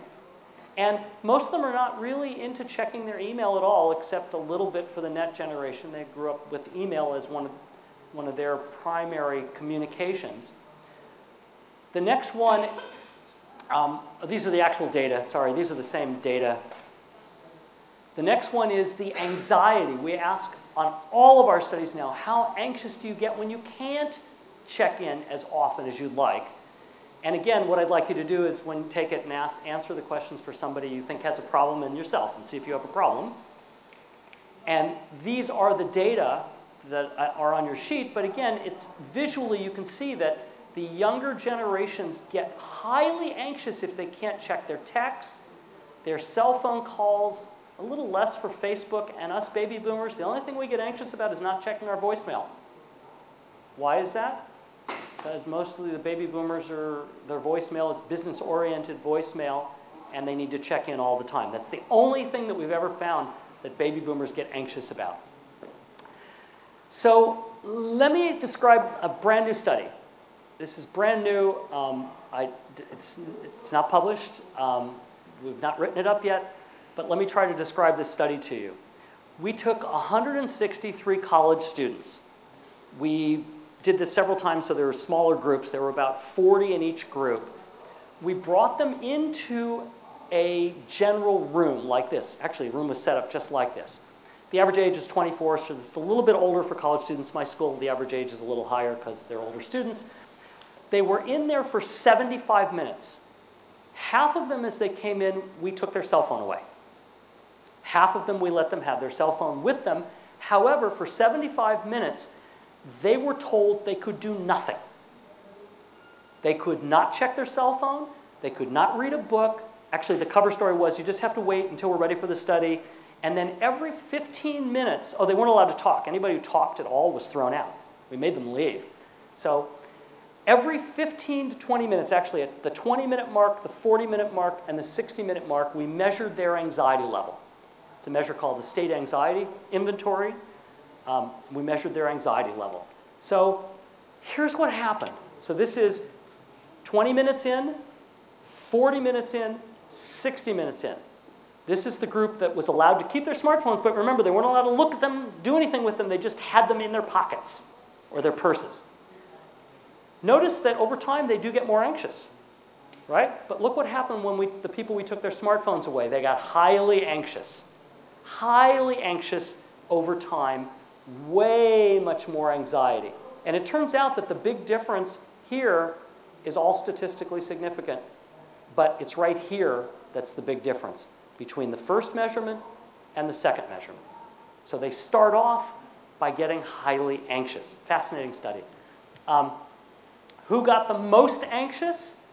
Okay, let me see if I can try to describe this. We split them up into people who were light smartphone users and people who were heavy smartphone users. And this measures the increased anxiety. Smartphone allowed is the green ones. They didn't really increase their anxiety much. Smartphone taken away, only the heavy smartphone users increased their anxiety. The light smartphone users actually decreased their anxiety a little bit. Not statistically significant, but interesting, right? So heavy smartphone users increase their anxiety when they're not allowed to use their smartphone. Who are the heavy smartphone users? Besides me. Teenagers, kids. They're the ones, so they're increasing their anxiety. So imagine 20 minutes, let me go back to this. 20 minutes into the class, this is their level of anxiety. 40 minutes into the class, this is their level of anxiety without having their smartphone. This is what's happening to kids sitting in a class without allowing them to have their phones. So what do you draw from that? Do you draw that like the smartphone's like an extension of them? And they see it as like not just a thing? Okay, very good question. What do I draw from this? What's my takeaway conclusion? My takeaway conclusion, without any data whatsoever, only my experience, is that the smartphone is an extension of them. It is a piece of them. They don't consider it a phone, they consider it them. And what that means is that the smartphone is their social world encapsulated into a little small box. Because remember the anxiety over texting, Facebook seem to be the two biggest ones. It's really an extension of their virtual social world. And without being able to check in with their virtual social world, it makes them anxious.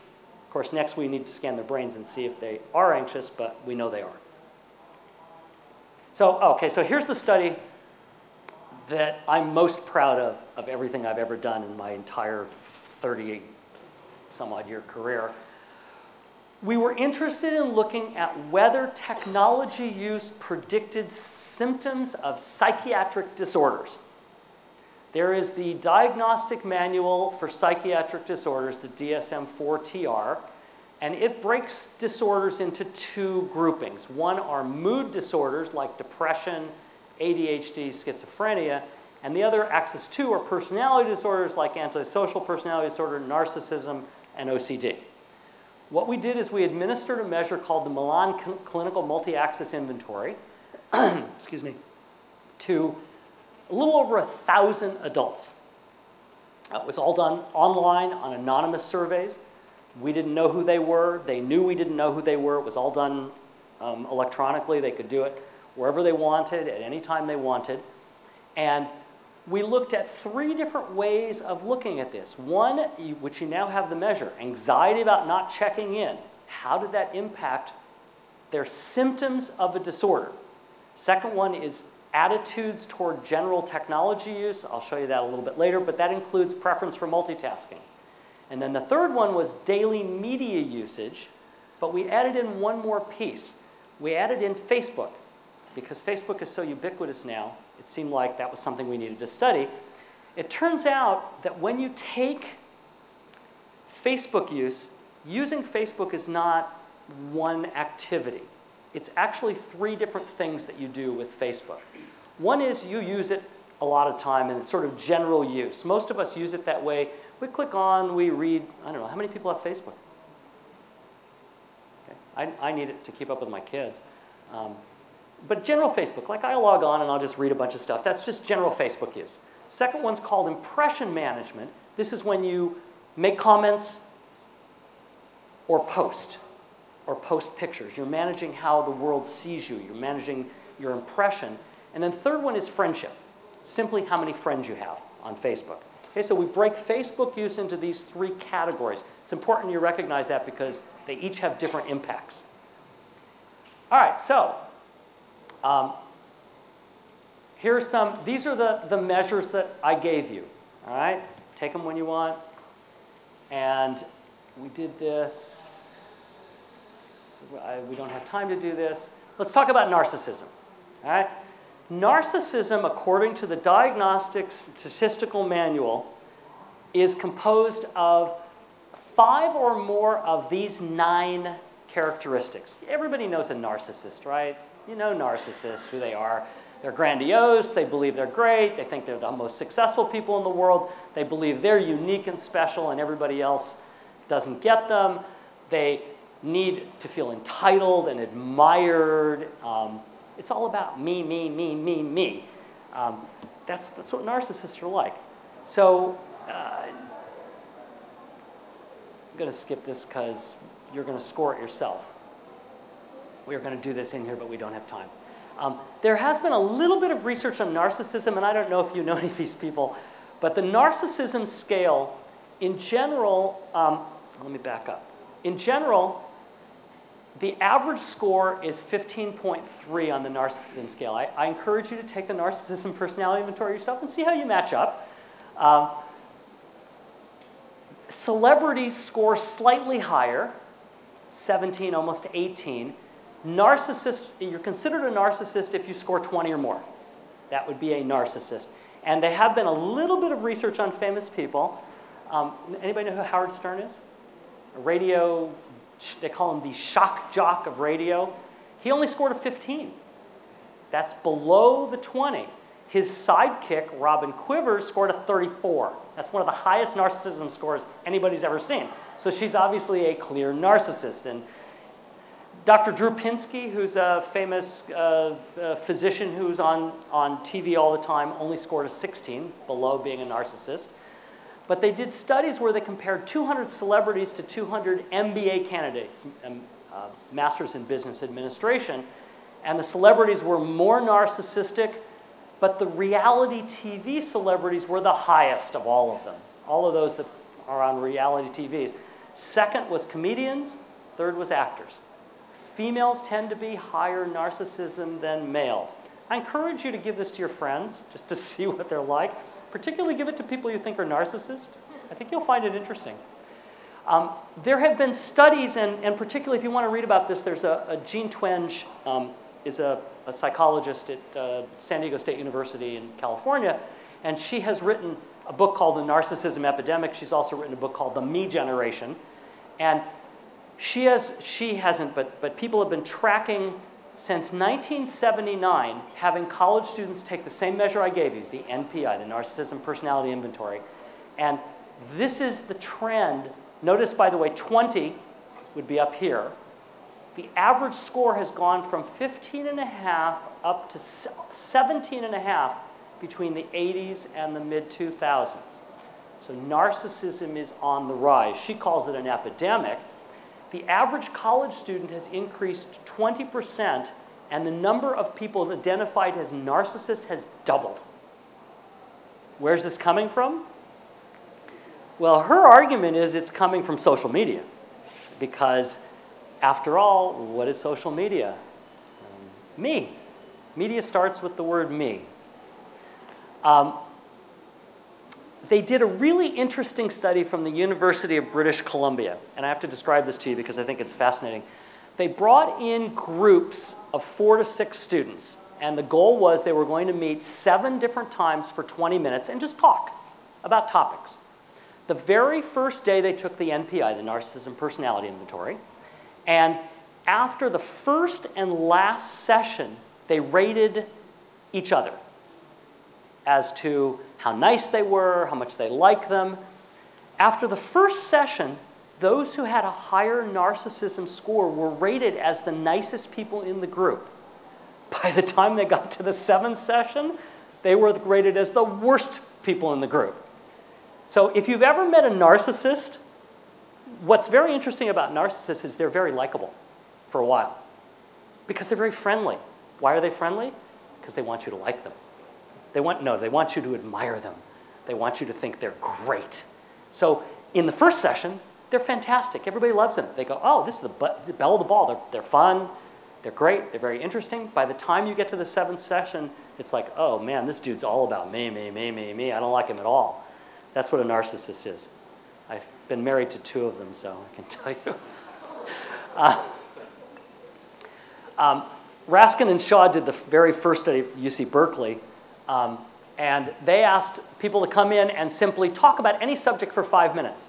Any subject they wanted to. Those who were more narcissistic, had a higher score, used the words me and I significantly more often than we, they, and you. Then Duval looked at Facebook pages, the About Me part, and narcissists again used the words me and I more than we, they, and you, more, and their picture was different. You know, everybody has a profile picture, right?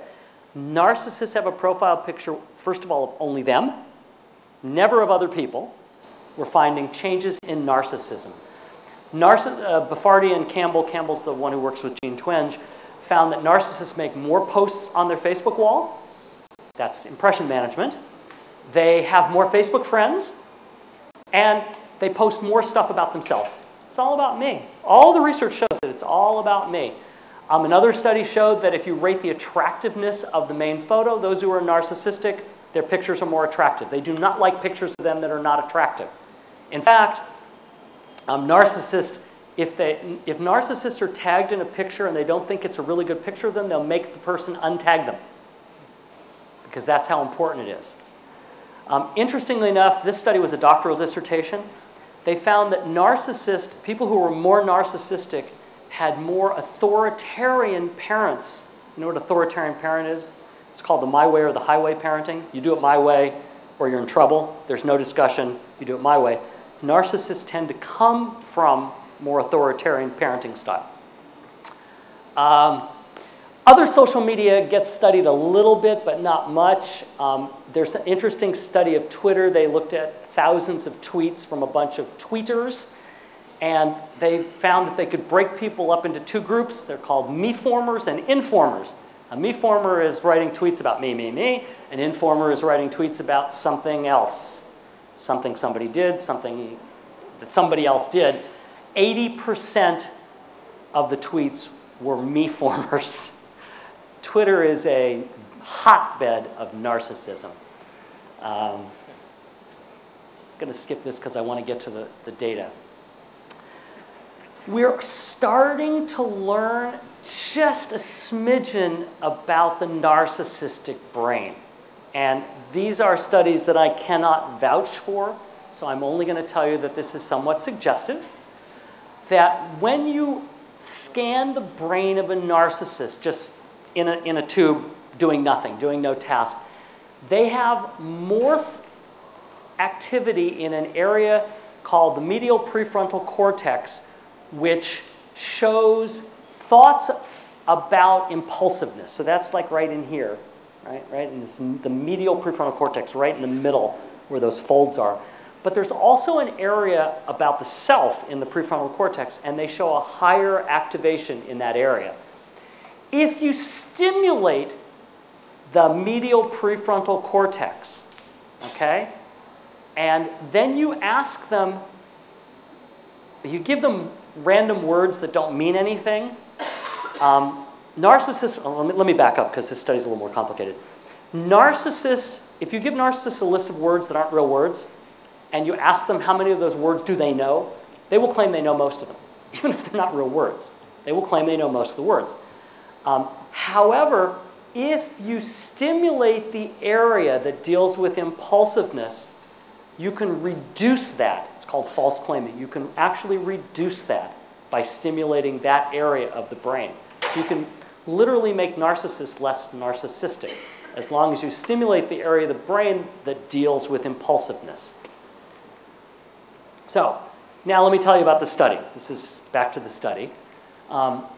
The first analysis has to do with what is the impact of attitudes toward technology and multitasking on symptoms of psychiatric disorders. And these tables are a little hard to read, so let me explain to you how to read the first one, and the others will make sense. We tested actually a lot. We tested 24 different mood and personality disorders. I'm only giving you the ones that I think are the most fascinating for people. And so we picked 3 mood disorders: dysthymia, which is a mild form of depression; mania, you know, everybody knows what mania is, the manic side of bipolar disorder; and major depression.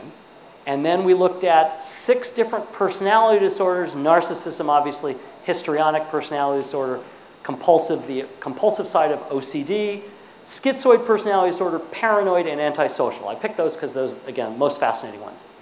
And we asked the question, after you account for any other possible explanations of why someone would have symptoms, are there any kinds of attitudes toward technology? And we had 3.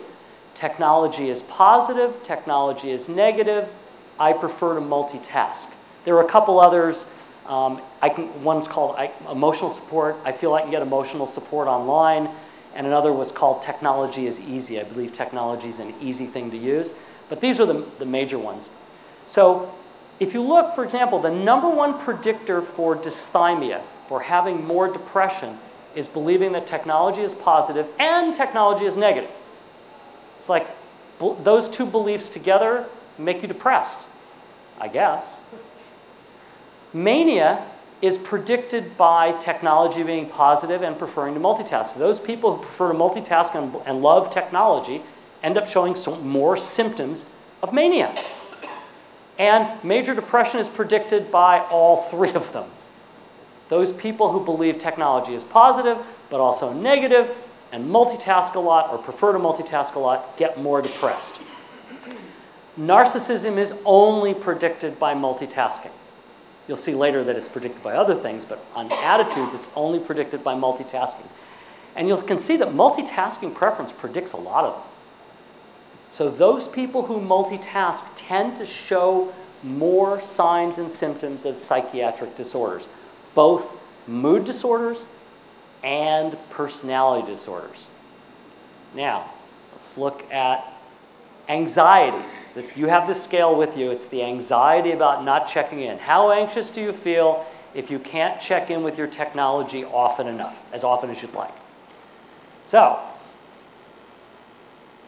we only looked at anxiety with not checking in with text messages, not checking in with Facebook, not checking in with your personal email, and not checking in with your work email. They were the only ones that turned out to mean anything. Those people who get anxious about not checking in with text messages and Facebook are more mild depression, more mania, more major depression. That anxiety about not being able to check in manifests itself in mood disorders. Now, let me bring that back to you because, remember, 2 facts. 1, kids want to check in with these things every 15 minutes or less, and if they can't, they get anxious. So our kids are sitting in classrooms not being allowed to check in with their technology, and they are getting highly anxious and depressed, manic, major depression. For the personality disorders, both not checking in with text messages predicts paranoid and antisocial tendencies, and not checking in with Facebook turns out to be a big predictor of narcissism. What a surprise, because narcissism is where they're manifesting Facebook is where they're manifesting their narcissism. Same thing with compulsive behavior, same thing with antisocial behavior. The next one's the most fascinating. What is the impact of specific technologies? All right, this is a little more complicated to show. So again, on the left side, I have the same exact disorders, and these are symptoms. We simply count how many symptoms on the DSM do you have of each of these disorders. Top are the mood disorders. We have three major variables that have to do with Facebook, the three I mentioned to you. Daily use, impression management, friends. And the friends, by the way, is simply, how many friends do you have on Facebook? That's all. Tell us how many friends you have on Facebook. So for dysthymia, which is mild depression, notice it's in red, those people who have more Facebook friends have less mild depression. And those people who talk on the phone have less mild depression. So maybe there's, again, this is all correlational, but maybe there's something ameliorating about mild depression that you get from having Facebook friends that are there and for having people you can talk to on the phone. We see the same thing somewhat for major depression. The same two are palliative, ameliorate the problem. But the number one predictor is the more time you spend online, the more major depression you have. And what about mania? Everything that you do with Facebook makes you more manic. Everything. When you look at narcissism, everything you do on Facebook makes you more narcissistic. Everything you do on Facebook makes you more histrionic. Talking on the phone more makes you more compulsive, but interestingly enough, using Facebook, more Facebook daily use makes you less compulsive. Having more friends on Facebook makes you less antisocial. So I leave that for you. I think it's the most fun study I've ever done. Yes? So a takeaway from this for us as educators goes back to your humorous comment at the beginning, was feel free to check your text messages. As soon as I get boring, check whatever you like. Yes. So in my classroom, our school has a policy, I think many schools do, that students are not allowed to check their cell phones while they're in class. Absolutely forbidden. Phone will be confiscated. And your parent has to come pick up your phone usually. All of that sort of stuff, yeah. Yes. So what you're saying is that I should really say, check whatever you want. As soon as I get boring, that'll be a sign for me that I need to be more interesting. I'm going to answer that question momentarily when I find the right slide. Okay, just a second. Just relating it to Judy Will's talk the other day, that said that any level of anxiety and stress in the classroom is going to inhibit the ability of the students to learn. Precisely. So, what is the takeaway from all of this? All right? And the takeaway is that it's about your brain. It's about what's going on. It's about the chemicals in your brain that make you anxious. And now we kind of have a picture. I'm trying to build you up a picture that we've got these kids who are sitting there not allowed to use their cell phone, but they get anxious if they can't check their cell phone every 15 minutes. And if we take away their cell phone and make them sit there, they get highly anxious over time. So we're building up a picture of a group of kids, both teenagers and young adults, who feel highly anxious. So here's what you do. You go to the literature and ask, what has neuroscience taught me about how to calm or reset your brain? I try to tell people to visualize it. You know how you have on technology, there's a little reset button, it's usually red? We should have a little reset button here on our brains. Just go click and reset. I'm going to start with the bottom one because this is going to answer your question. It's called tech breaks. So here's how a tech break works. Everybody grab your phone. Seriously, grab your phone. I mean it. Grab your phone. Okay, what I want you to do is pretend we're in a classroom. We're in your classroom now. Class starts, and I'm the teacher. Okay, everybody in class, check your phone for 1 minute. I'm serious. Check your phone for 1 minute right now. I'm going to check mine. I'm going to set my clock for 1 minute.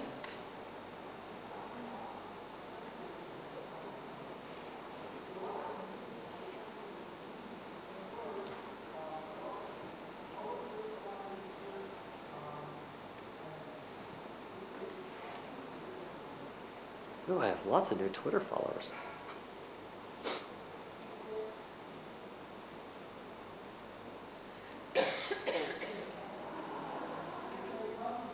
You can check anything on your phone you want, by the way. Facebook, I'm going to check my Facebook page to see if anybody posted anything.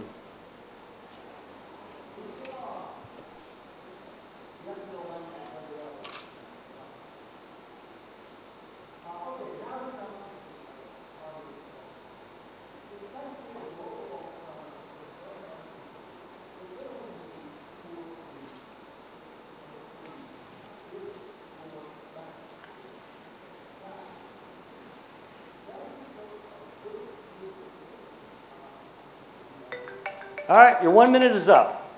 Now, what I want you to do is take your phone, put it on silent, silence it, and I want you to sit and put it on your desk right in front of your face upside down.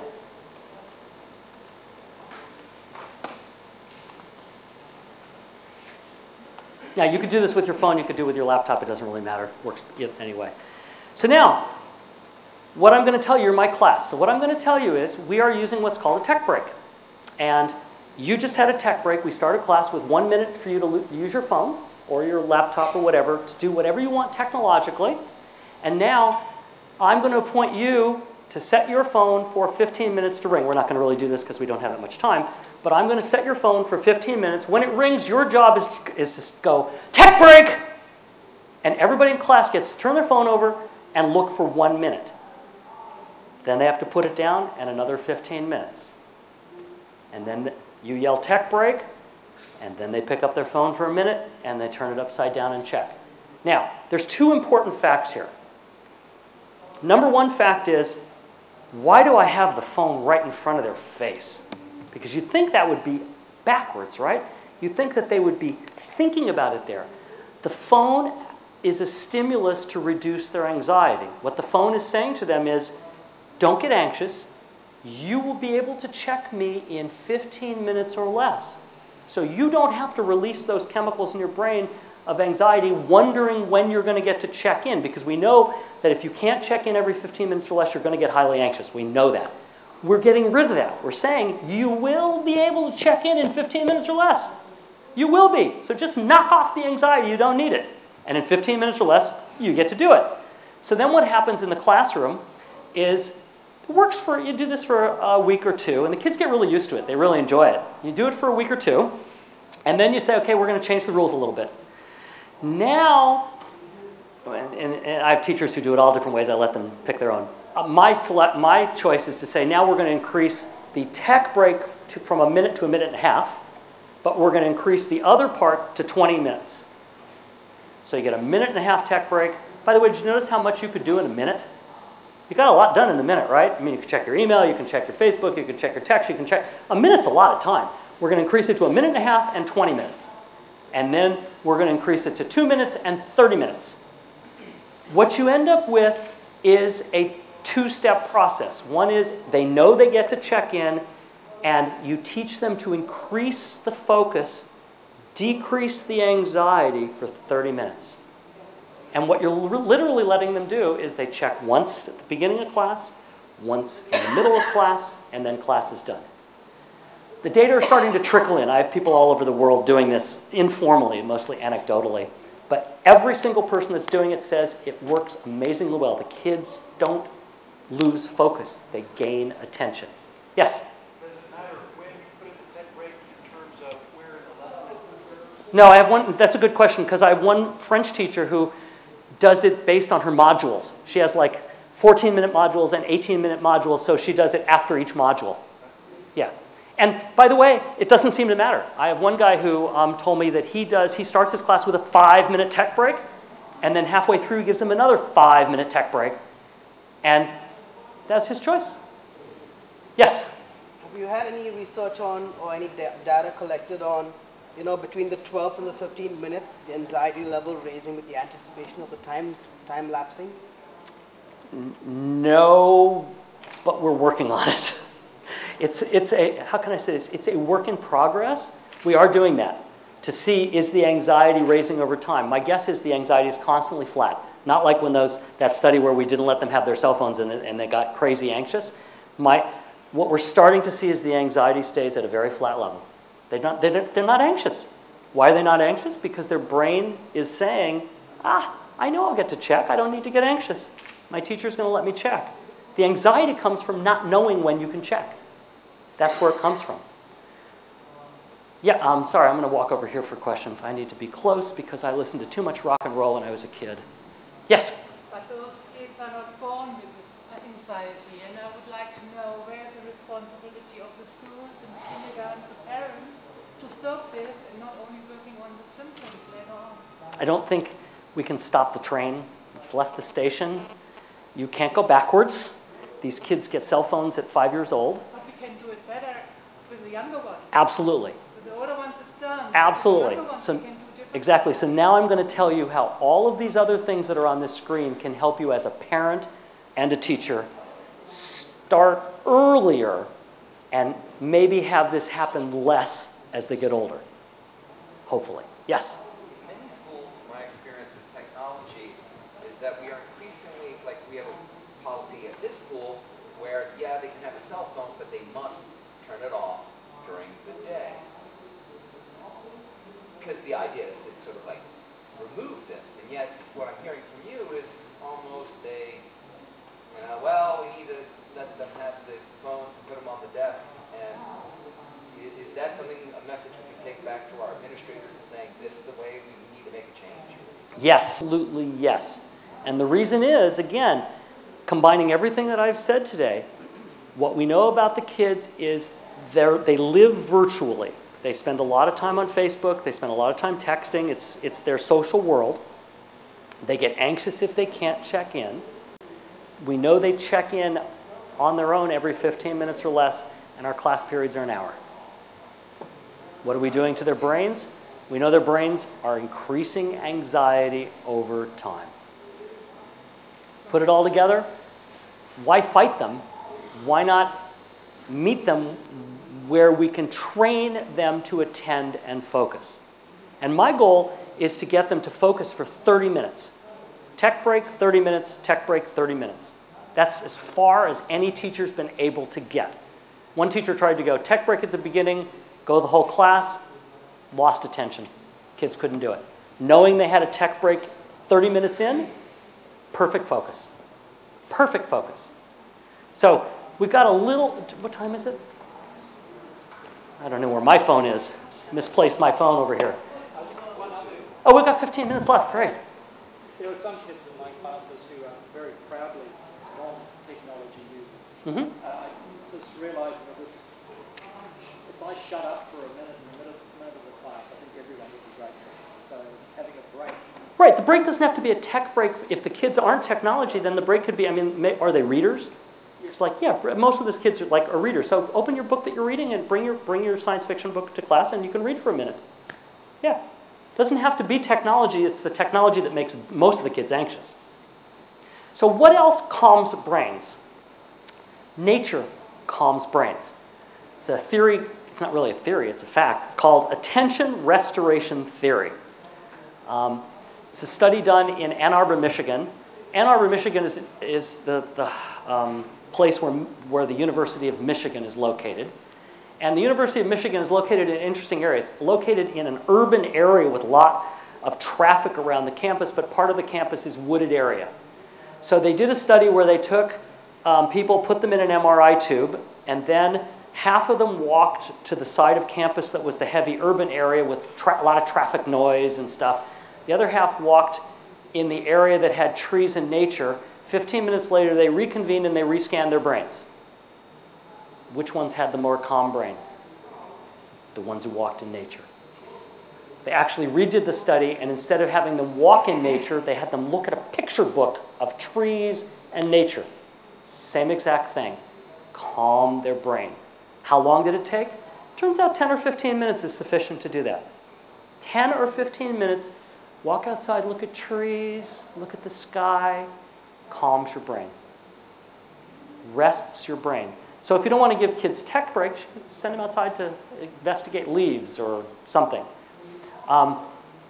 It turns out that also other studies have shown that listening to music that you like, what you would consider beautiful music or nice music, for 10 minutes calms your brain.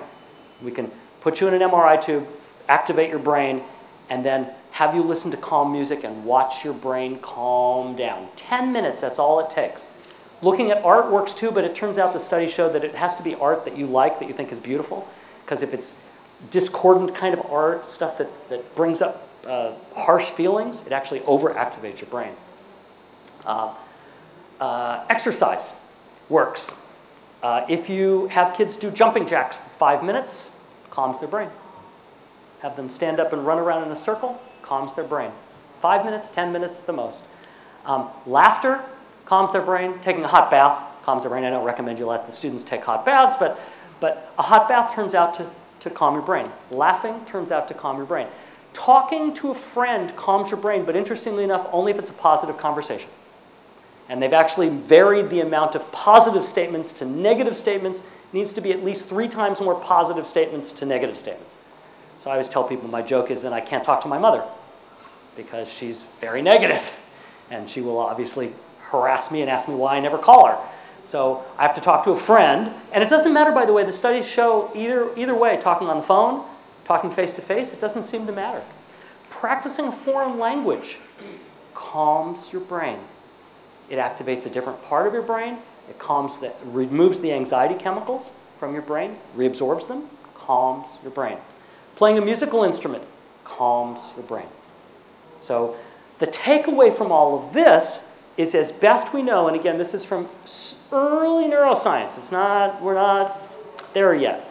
But the takeaway is that technology overly activates our brains.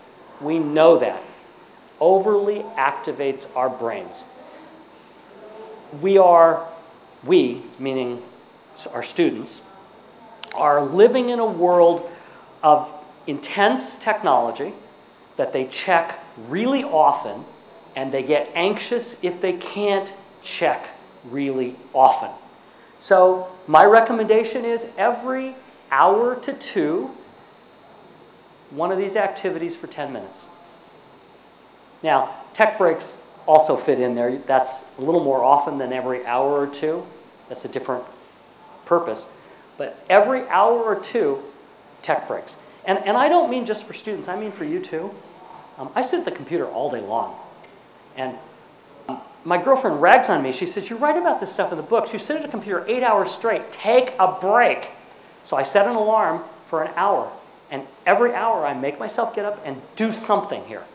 I know what calms me, so I go down and do a crossword puzzle for a few minutes. I have one sitting out. I go make a cup of coffee. I go eat an apple. I do something for 10 minutes, and I come back, and I find myself, as a writer, much clearer in my head. I mean, my subjective experience of it is that I've pushed that reset button, that somehow my brain has just mellowed down. It's just calmed down, relaxed. And you all know what calms you. So pick what calms you. Kids don't really know what calms them, what calms their brains, and so you have to locate that. But in the long run, any of these things will calm your brain and make you more relaxed. The future direction, either the MRI studies to find out what calms everybody's brain, or the FNIR studies, the functional near infrared spectroscopy studies to find out what calms your prefrontal cortex, because that's really what you're doing, is you're calming down your prefrontal cortex. And is this our new world? This is from the New Yorker magazine recently. This is, I don't know if you can tell, but down here there's somebody taking a picture of a whole family who's on vacation, supposedly relaxed. They're all on their phones. Nobody's looking at all. This is our world. This is the world we live in. So thank you very much for being attentive for what is 3 hours and 30 minutes long, way too long for any educational efficacy. But I hope that the takeaways are important, that the takeaways are, this is what's going on with our heads, and we need to pay attention to it. So thank you very much for attending, and I appreciate it, and thanks for your time.